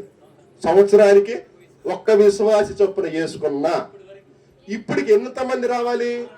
60. ఏది 60 మంది? బలెటోడు పాస్టర్ గారు 60 మంది ఎందుకు లేరు? పిల్లలు జల్లలో చిన్నోళ్ళు కుర్రోళ్ళు అందరూ లెక్క 60 మంది కంటే ఎక్కువ మంది ఉండారు అని అనుకుంటున్నారా? దేవునికి లిస్టు కాదు కావాల్సింది. దేవునికి కావాల్సింది పరిపూర్ణ చెందిన వ్యక్తి కావాలి. ఈ 60,000లో ఒక్క వ్యక్తి సంపూర్ణంగా ఏమవ్వాలి? మార్పు చెందిన వ్యక్తి అవ్వాలి. ఇదిగో ఈ స్థలంలో కూర్చున్న దేవుని మాట్లాడుతున్న దేవుని బిడ్డ, నేను పరిపూర్ణత చెందాను. ఈ 40 ఏళ్లలో ఎక్కడ కూడా వెనక్కి తిరిగి చూడలేదు. ఈ 40 ఏళ్లలో ఏ విషయానికి నేను లొంగిపోలేదు. ప్రతి విషయంలో దేవుని నేను గణపరిచా, ప్రతి విషయంలో నేను దేవుని మహిమపరిచా. ఈ 60 ఏళ్లలో నేను దేవునికి చేయాల్సిన పనులు కార్యాలు అన్ని నేను చేశా అన్న ధైర్యంగా చెప్పగలవా? చూడండి, ఈ 9వ వచనం ఏముంది? 40 సంవత్సరాలు నా కార్యాలు చూశా.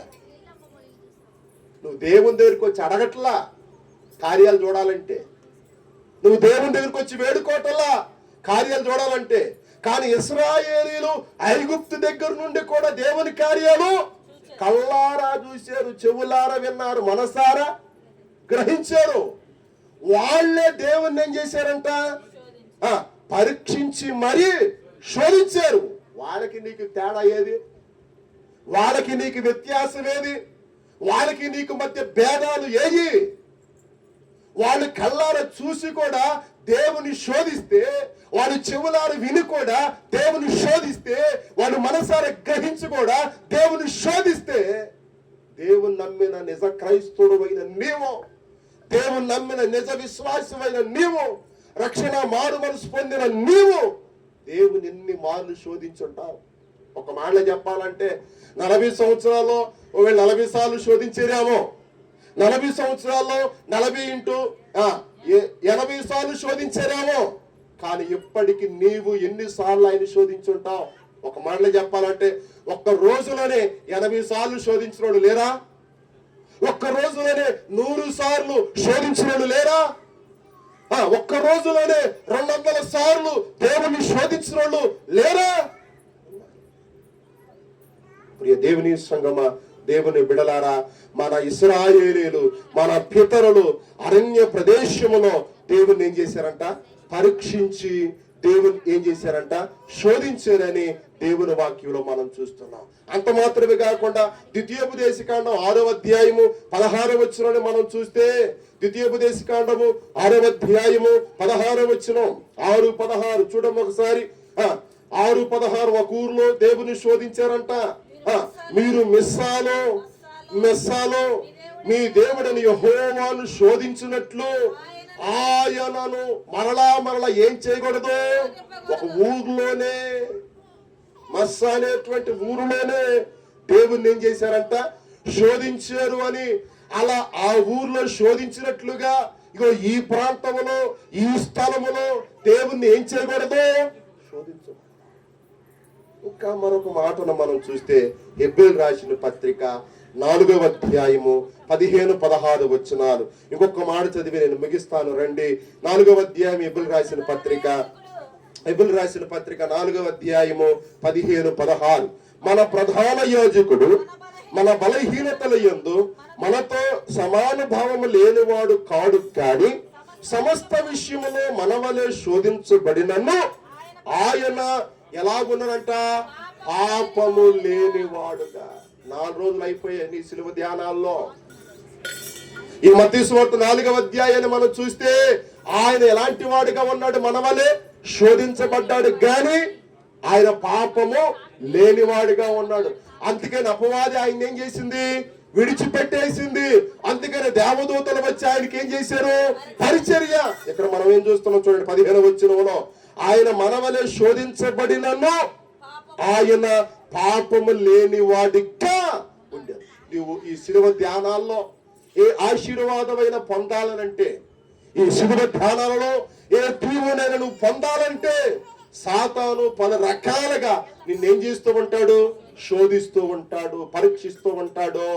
అయితే వాడి శోధనను నువ్వు తిరిగి కొట్టేవాడిగా ఉండాలి, తిరిగి వాడికి నోరు ముగించేవాడిగా ఉండాలి, తిరిగి వాడిని గద్దించేవాడిగా ఉండాలి, తిరిగి వాడిని ఎదిరించేవాడిగా ఉండాలి. అప్పుడే వాడు నీ దగ్గర నుండి ఏమైపోతాడు చెప్పండి? పారిపోతాడు. 16వ వచనం, గనుక మనము కనికరింపబడి సమయోచితమైన సహాయము కొరకు కృప పొందున్నట్లుగా ధైర్యముతో. మనకు సహాయం కావాలి ఈ శిలువ ధ్యానాల్లో. ఏం కావాలి మనకు చెప్పండి? సహాయము కావాలి. అందుకే ఇక్కడ ఉన్న మాట చూడండి, మనము కనికరింపబడి సమయోచితమైన సహాయము కొరకు కృప పొందునట్లుగా. ఈ శిలువ ధ్యానాల్లో మనం అందరం ఏం పొందాలి? కృప. మరలా రాబోతున్న 26వ సంవత్సరం శిలువ ధ్యానాల్లో అనుభవించి చూడాలనంటే ఈ 40 రోజులు కృపతో, ధైర్యముతో ఏం పొందాలంట? కృప పొందునట్లు ప్రతిరోజు ధైర్యంగా ఎక్కడికి రావాలంట? సింహాసనము దగ్గరికి రావాలని దేవుని వాక్యంలో మనం చూస్తున్నాం. పాస్టర్ గారు శోధన అన్నావు, బాగానే ఉంది. యేసు ప్రభువు శోధన జయించాడు, బాగానే ఉంది. ఇశ్రాయేలీలు శోధన పెట్టారు, బాగానే ఉంది. మరి ఈ శోధనలో నేను కూడా జయిస్తే, ఈ శోధనలో నేను కూడా గెలిస్తే నాకేంటి ఆశీర్వాదం, నాకేంటి దీవెన అని మీరు అనుకుంటున్నారా? 11వ వచనం, 4వ అధ్యాయం 11వ వచనం. అపవాది ఏం చేసి చెప్పండి? పారిపోయింది. దేవదూతలు వచ్చి ఏమి చేయరు? ఆయనకి పరిచర్య చేశారు. అది యేసు ప్రభు జరిగింది. మరి నీకు ఈ శోధనలో ధైర్యంగా ఉంటే, 40 రోజులు ధైర్యంగా ఉంటే నీకు జరిగే అద్భుతం ఏంటో తెలుసా? ఆ ఒక్క మాట చదివి నేను ముగిస్తాను రండి. యాకోబు పత్రిక, నీకోసమే ఈ మాట. యాకోబు పత్రిక 1వ అధ్యాయము 12-13 వచనాలు చదువుతావా? యాకోబు పత్రిక 1వ అధ్యాయం అందరిది అండి ఈ మాట. 12-13. శోధన సహించువాడు ధన్యుడు, అతడు శోధనకు నిలిచిన వాడై ప్రభు తన్ను ప్రేమించు వారికి వాగ్దానము చేసిన జీవ కిరీటము పొందుతావు. నువ్వు శోధనలో పడిపోతే జీవ కిరీటం కాదు అమ్మా. నువ్వు శోధనలో పడిపోతే జీవ కిరీటం కాదు. నువ్వు శోధనను ఏం చేస్తే, జయిస్తే నువ్వేం పొందుతావు? జీవ కిరీటం. పౌలు గారు ఏ కిరీటం పొందాడు? 4:4 తిమోతి పత్రికలో ఏముంది? నేను మంచి పోరాటము పోరాడితేని, నా పరుగును నేను కడముట్టించుదని, విశ్వాసమును కాపాడుకుంటాను. ఇక నా కొరకు నీతి కిరీటం. ఇక్కడ జీవ కిరీటం. ఎప్పుడు ఎవరికి? ఆయన సువార్త సేవ చేసి సంఘాలు కట్టి ఆత్మను సంపాదించినందుకే నీతి కిరీటం. ఎవరికి? పౌలు గారికి. ఇక్కడ శోధన సహించిన వారికి ఏ కిరీటము? జీవ కిరీటం. అదే ప్రకటన గ్రంథం 2:10 ఏ కిరీటం? మరణం వరకు నువ్వు నమ్మకంగా ఉండుము, నీకు ఏమంటారు చెప్పండి? జీవ కిరీటం. ఈ శ్రమలు రాని, కష్టాలు రాని, బాధలు రాని, నీవు దేవుని విడిచిపెట్టద్దు, దేవుని సన్నిధిని విడిచిపెట్టద్దు, దేవుని ఆలయాన్ని విడిచిపెట్టద్దు, దైవ జీవుని విడిచిపెట్టద్దు, దేవుని బిడ్డలతో ఉన్న సహవాసాలను విడిచిపెట్టద్దు. అప్పుడే నువ్వే కిరీటం పొందుతావు? జీవ కిరీటం. ఇక్కడున్న మాట బట్టి చదువుతున్నారండి. శోధన సహించువాడు ధన్యుడు, అతడు శోధనకు నిలిచిన వాడై ప్రభు తన్ను ప్రేమించిన వారికి వాగ్దానం. ప్రభు చేత మనం ప్రేమించబడతాం. ఎప్పుడు? శోధన జయించినప్పుడు. ప్రభు చేత మనం ఏం చేయబడతాం? ప్రేమించబడతాం. ప్రభు చేత ప్రేమించబడితే ఆయన మనకేం చేశాడు? వాగ్దానం. సంవత్సరం తీసుకునే వాగ్దానం వేరు, ఇది పరలోకం వెళ్ళిన తర్వాత ఇచ్చే వాగ్దానం. ఏంటి ఆ వాగ్దానం? జీవ కిరీటం అంట. జీవ కిరీటము పొందును. 13 దేవుడు కీడి విషయమై శోధింపబడ. ఏ విషయంలో? కీడి విషయం ఆయన శోధించడం. కానీ దేవుడే ఈ శోధన పెట్టాడు అంటున్నారు చాలా మంది. దేవుడే ఈ బాధ పెట్టాడు అంటున్నారు, దేవుడే ఇబ్బంది పెట్టాడు అంటున్నారు, దేవుడే ఈ శ్రమ పెట్టాడు అంటున్నారు. దేవుడు ఎవరిని కూడా కీడి విషయంలో ఏం చేయడు చెప్పండి? శోధించుడు. చదువునా? శోధించ నేరడు. ఆయన ఎవరిని శోధింపడు గనుక ఎవడైనను శోధింపబడినప్పుడు నేను దేవుని చేత శోధించబడుచున్నానని. సాతాను శోధిస్తే దేవుని శోధించాడని అంటారు ఏందమ్మా? ఎవరు మనల్ని శోధిస్తుంది? సాతాను. సాతాను మనల్ని శోధిస్తుంది. చాలా మంది ఏమంటారు? ఏమనయ్యా దేవుడు ఏం చేయాలనుకుంటే చేస్తాడు. ఏంది మాట? ఏమోలయ్యా దేవుడు ఎట్ట జరిగాలనుకుంటే అట్ట. అసలు శోధన వచ్చింది ఎవరి ద్వారా? సాతాన్ అంటే ఎవరు?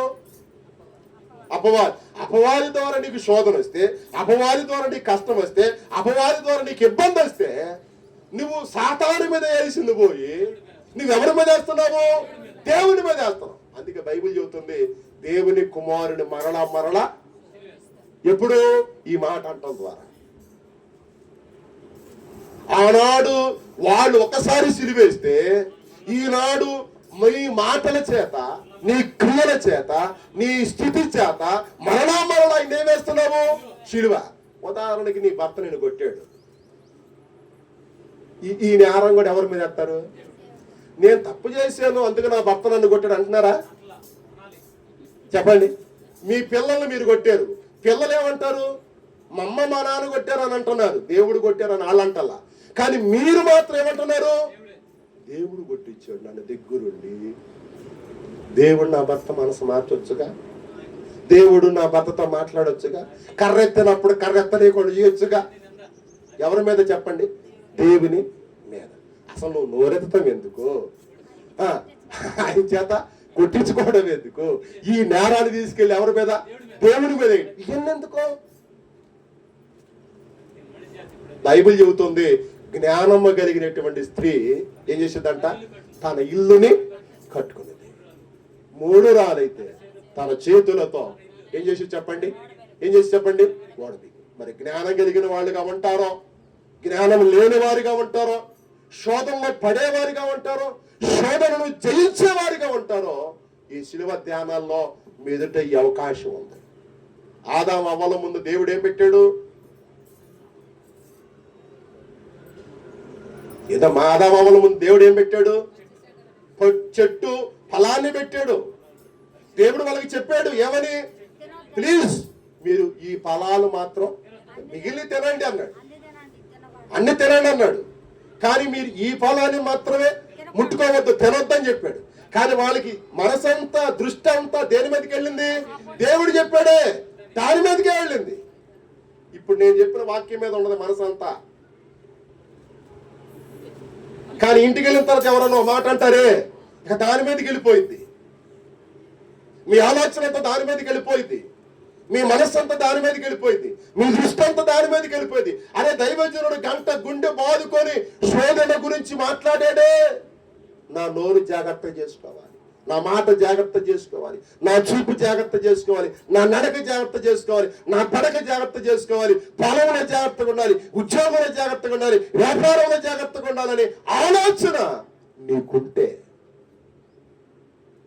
నీకు కూడా అపవాది నీ దగ్గర నుండి పారిపోయింది. దేవదూతలు వచ్చి నీకేం చేస్తారు? పరిచర్య చేస్తారు. నీవు కూడా శోధన సహించిన దానవి వాడవైతే రేపు రానున్న రోజుల్లో ఏ కిరీటాన్ని పొందబోతున్నాం? జీవ కిరీటం. ఆ కిరీటాన్ని పొందాలనంటే ఇక్కడి నుండే ఎన్ని శోధనలు వచ్చినా, ఎన్ని కష్టాలు వచ్చినా, ఎన్ని బాధలు వచ్చినా ధైర్యంగా నిలబడు.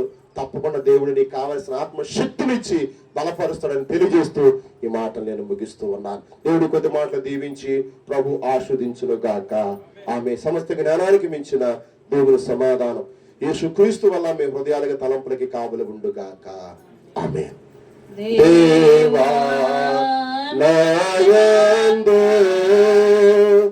శుద్ధ హృదయము కలుగచేయుము నాయంతరంగములో స్థిరమైన మనసును ఫలముగా పుట్టించుము. నీ సన్నిధానములో నేడు నన్ను త్రోసివేయకుము. నీ పరిశుద్ధాత్మను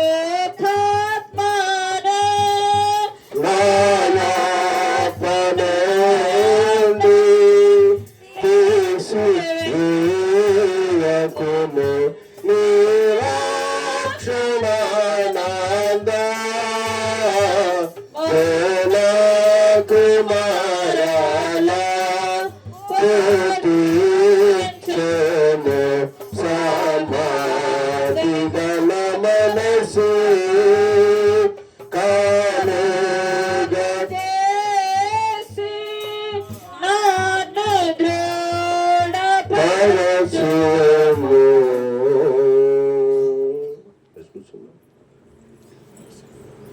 ఈ సమయంలో ఎవరైనా దశం భాగం కానీ కృతజ్ఞత అర్పణ కానీ అర్పించేవాళ్ళు ఉంటే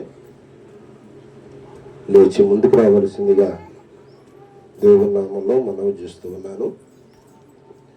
ఎవరైనా కృతజ్ఞత కానుక కానీ దశం భాగం కానీ సమర్పించేవాళ్ళు ఉంటే లేచి ముందుకు రావాల్సిందిగా నేను దేవుని నామంలో మనవి చేస్తున్నాను.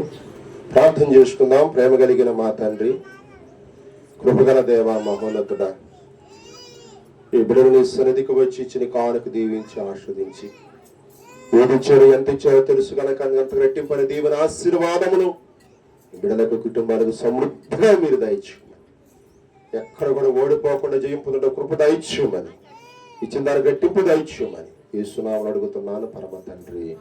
తండ్రి, కుమార, పరిశుద్ధాత్మ త్రియేక దేవుని దీవెన మీకు తోడగుండుగాక. ఆమేన్.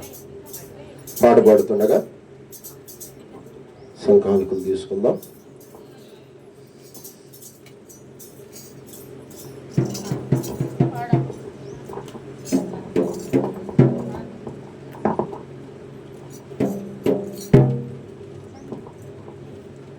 పాడుతుండగా సంకాలికలు తీసుకుందాం.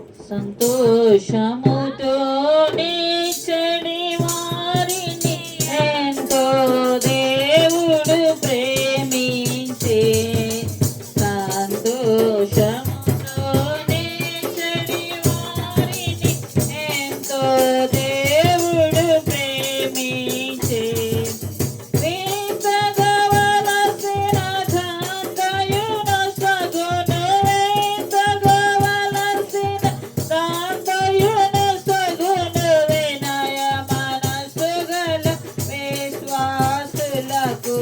సంతోషముతో నీచని ఎంతో దేవుడు ప్రేమించే నాత్యాశక్తితో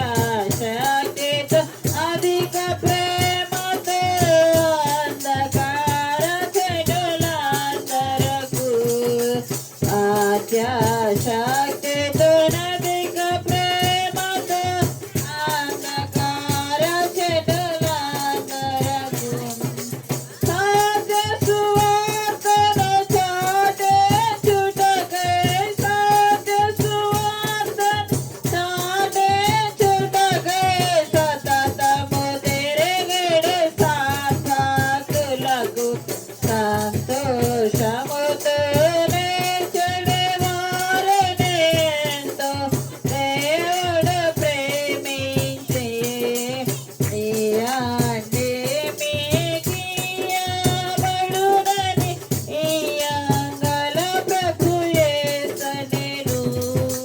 మీరది మరువక మదినోచుకొని అవలెను మన ఏవులనికను సంతోషముతో నిలిచెడి వారిని ఎంతో దేవుడు ప్రేమించి భక్తి కలిగి ప్రభు పనికి చుట బహు యుక్తమటాంచును భారతతో శక్తి కొలది మన భక్తి నుండి ఆశక్తితో నిరతము నీయవలెను సంతోషముతో నిలిచెడి ఎంతో దేవుడు ప్రేమించే.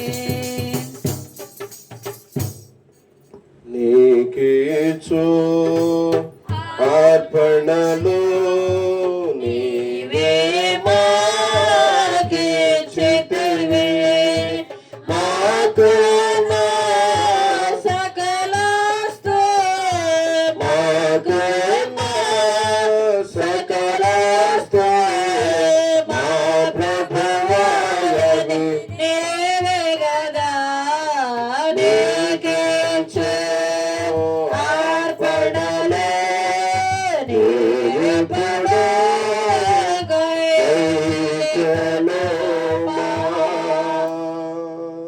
తండ్రి ఈ కానుకలు దీవించి మీరు ఆశీర్వదించి ఈ ఇప్పుడు బియ్యాలను దీవించి మీరు ఆశీర్వదించి మీ సన్నిధికి వచ్చి నీ మాటలు విని ఏదిచ్చారో ఎంత ఇచ్చారో మీకు తెలుసు గనక అంతకు రెట్టింపైన దీవెన ఆశీర్వాదమును బిడలకు కుటుంబాలకు సమృద్ధిగా మీరు దయచేయండి నాయన.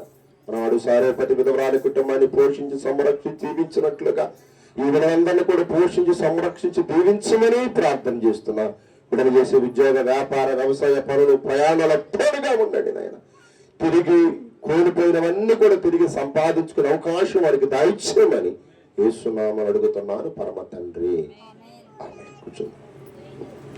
ఈ సమయంలో చిన్న సాక్ష్యం ఉంది, ఆ సాక్ష్యాన్ని విందాం. అంటే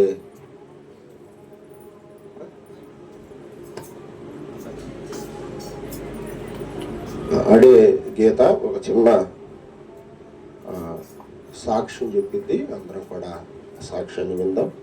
ఆ తర్వాత ఒక 2 ప్రకటనలు ఉన్నాయి, అవి కూడా జ్ఞాపకం చేసి మనం ఉద్యోగ ప్రార్థన ఆశీర్వాదంతో అమ్మాయికి ఎత్తుకొచ్చుకున్నాం.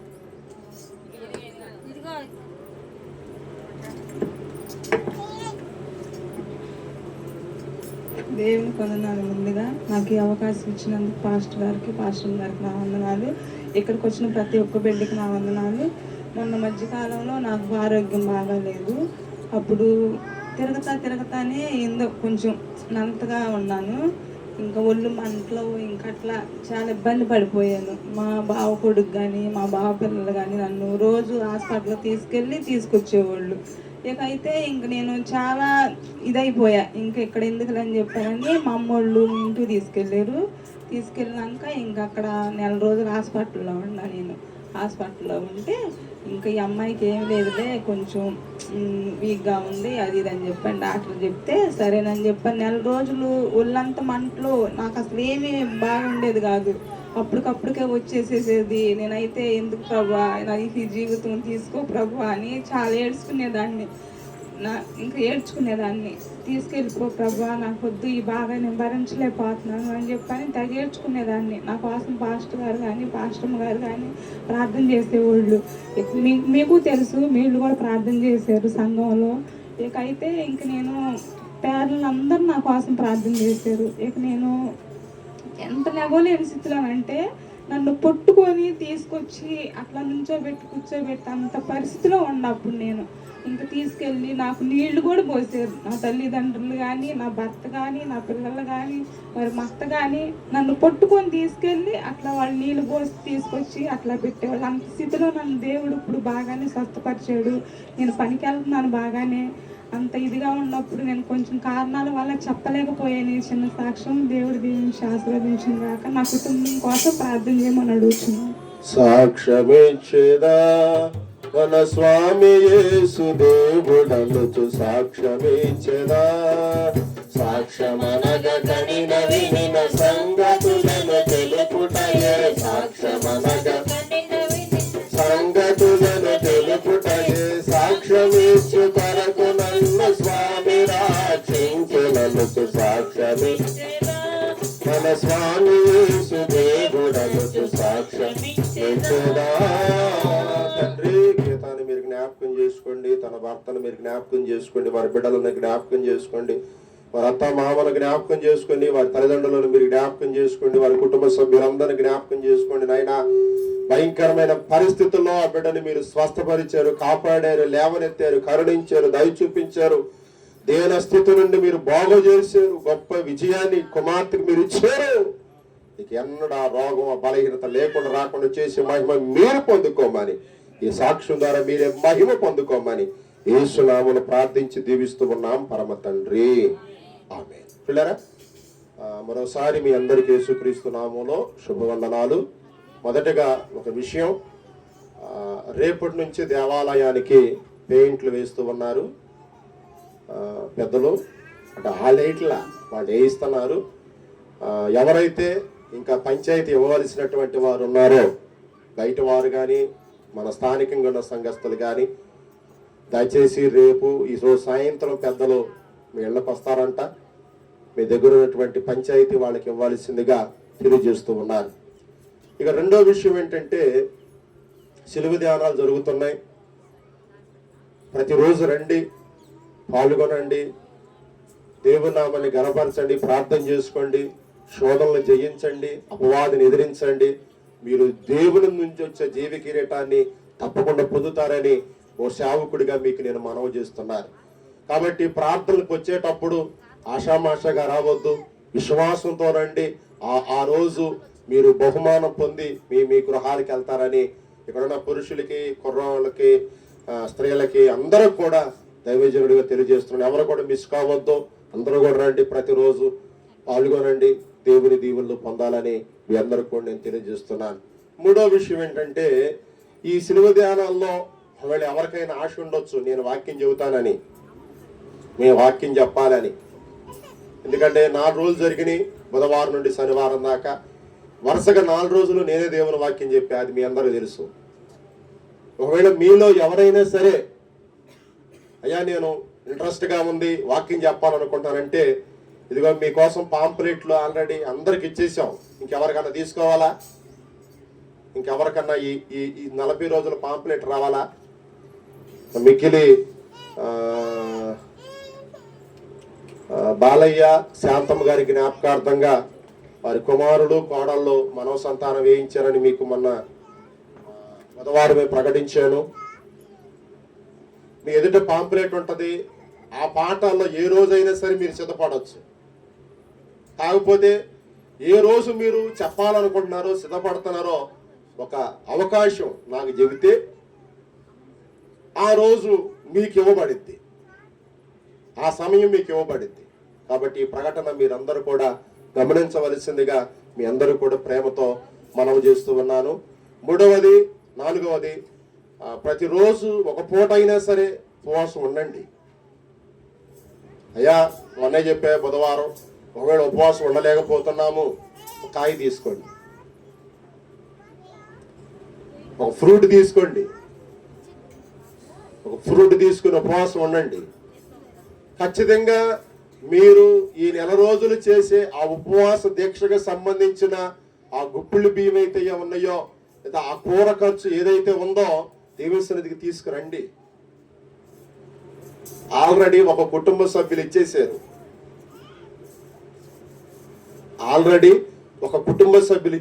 దాన్ని.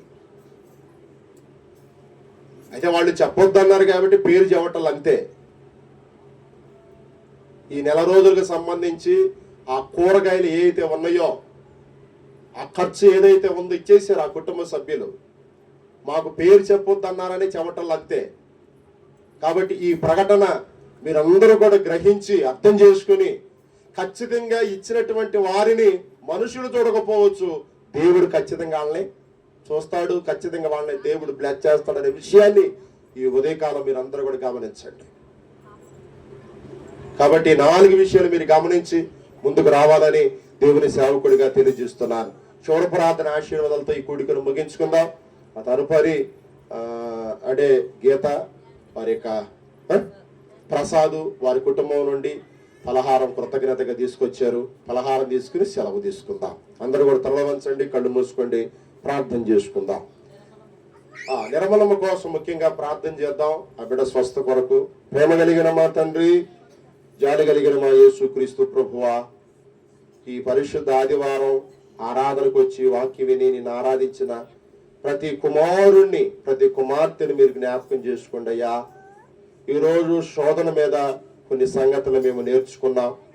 యేసయ్య, మీరు ఈ లోకములో 100% మానవుడిగా ఉన్నప్పుడు అపవాదిని, సాతానుని ఏ రీతికి ఎదిరించారో, ఈ 40 దినాల శిలువ ధ్యానాలలో మేము కూడా సాతాను కోరల నుండి, సాతాను ఉచ్చు నుండి, సాతాను బంధకాల నుండి నేను అపవాదిని ఎదిరించడానికి, సాతానుని ఎదిరించడానికి తగిన ఆత్మశక్తిని, ఆత్మాభిషేకమును మీరు మాకు దయచేయమని ప్రార్థన చేస్తున్నాను ప్రభువా.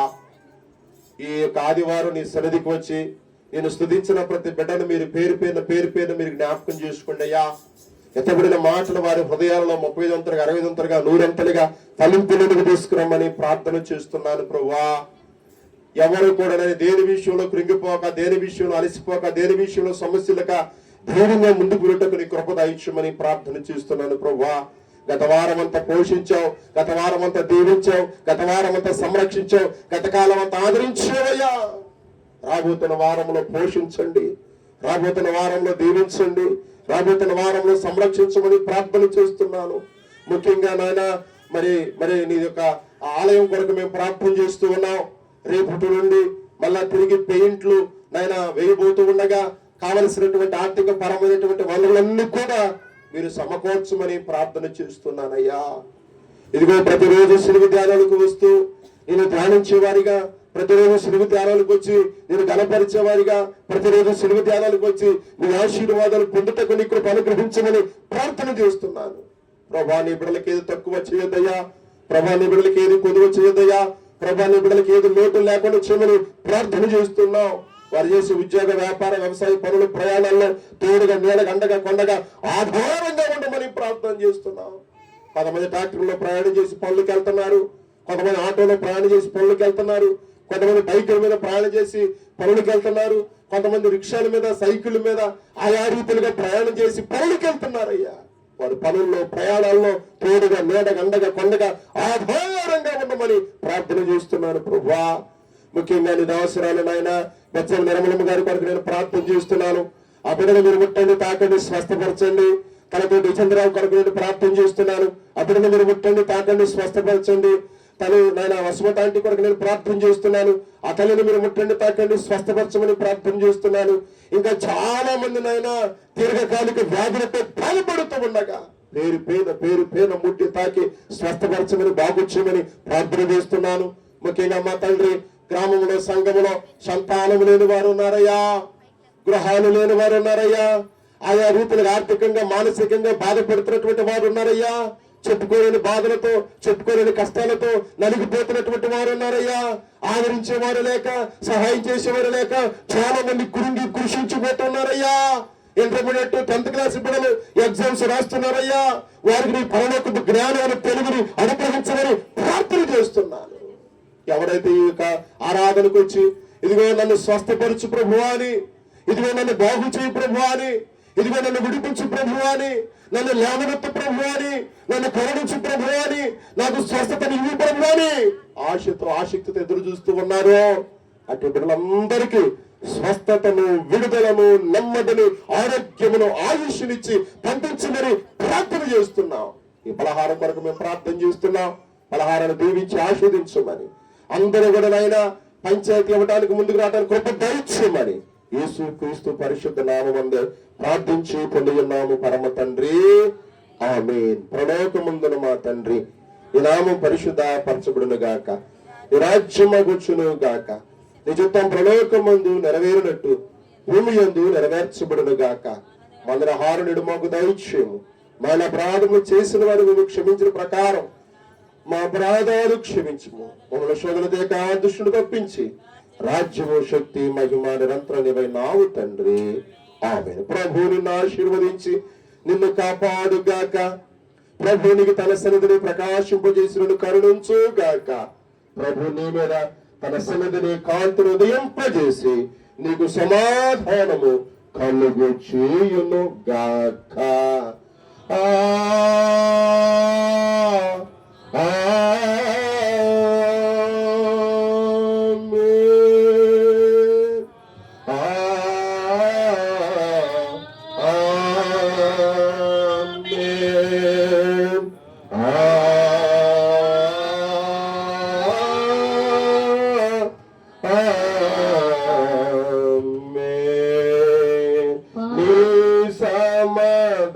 సమాధానము దశనికి పోడు నాదేవా ఇచ్చి నీ మాట చొప్పున ప్రేమించుచున్నాను నాదేవా. తండ్రికి సుతునికి కలుగుగాక మహిమ తరగాక సదాకాల యుగ యుగములకును కలుగునా. God bless you. దేవుడు దీవించి మిమ్మల్ని ఆశీర్వదించుగాక.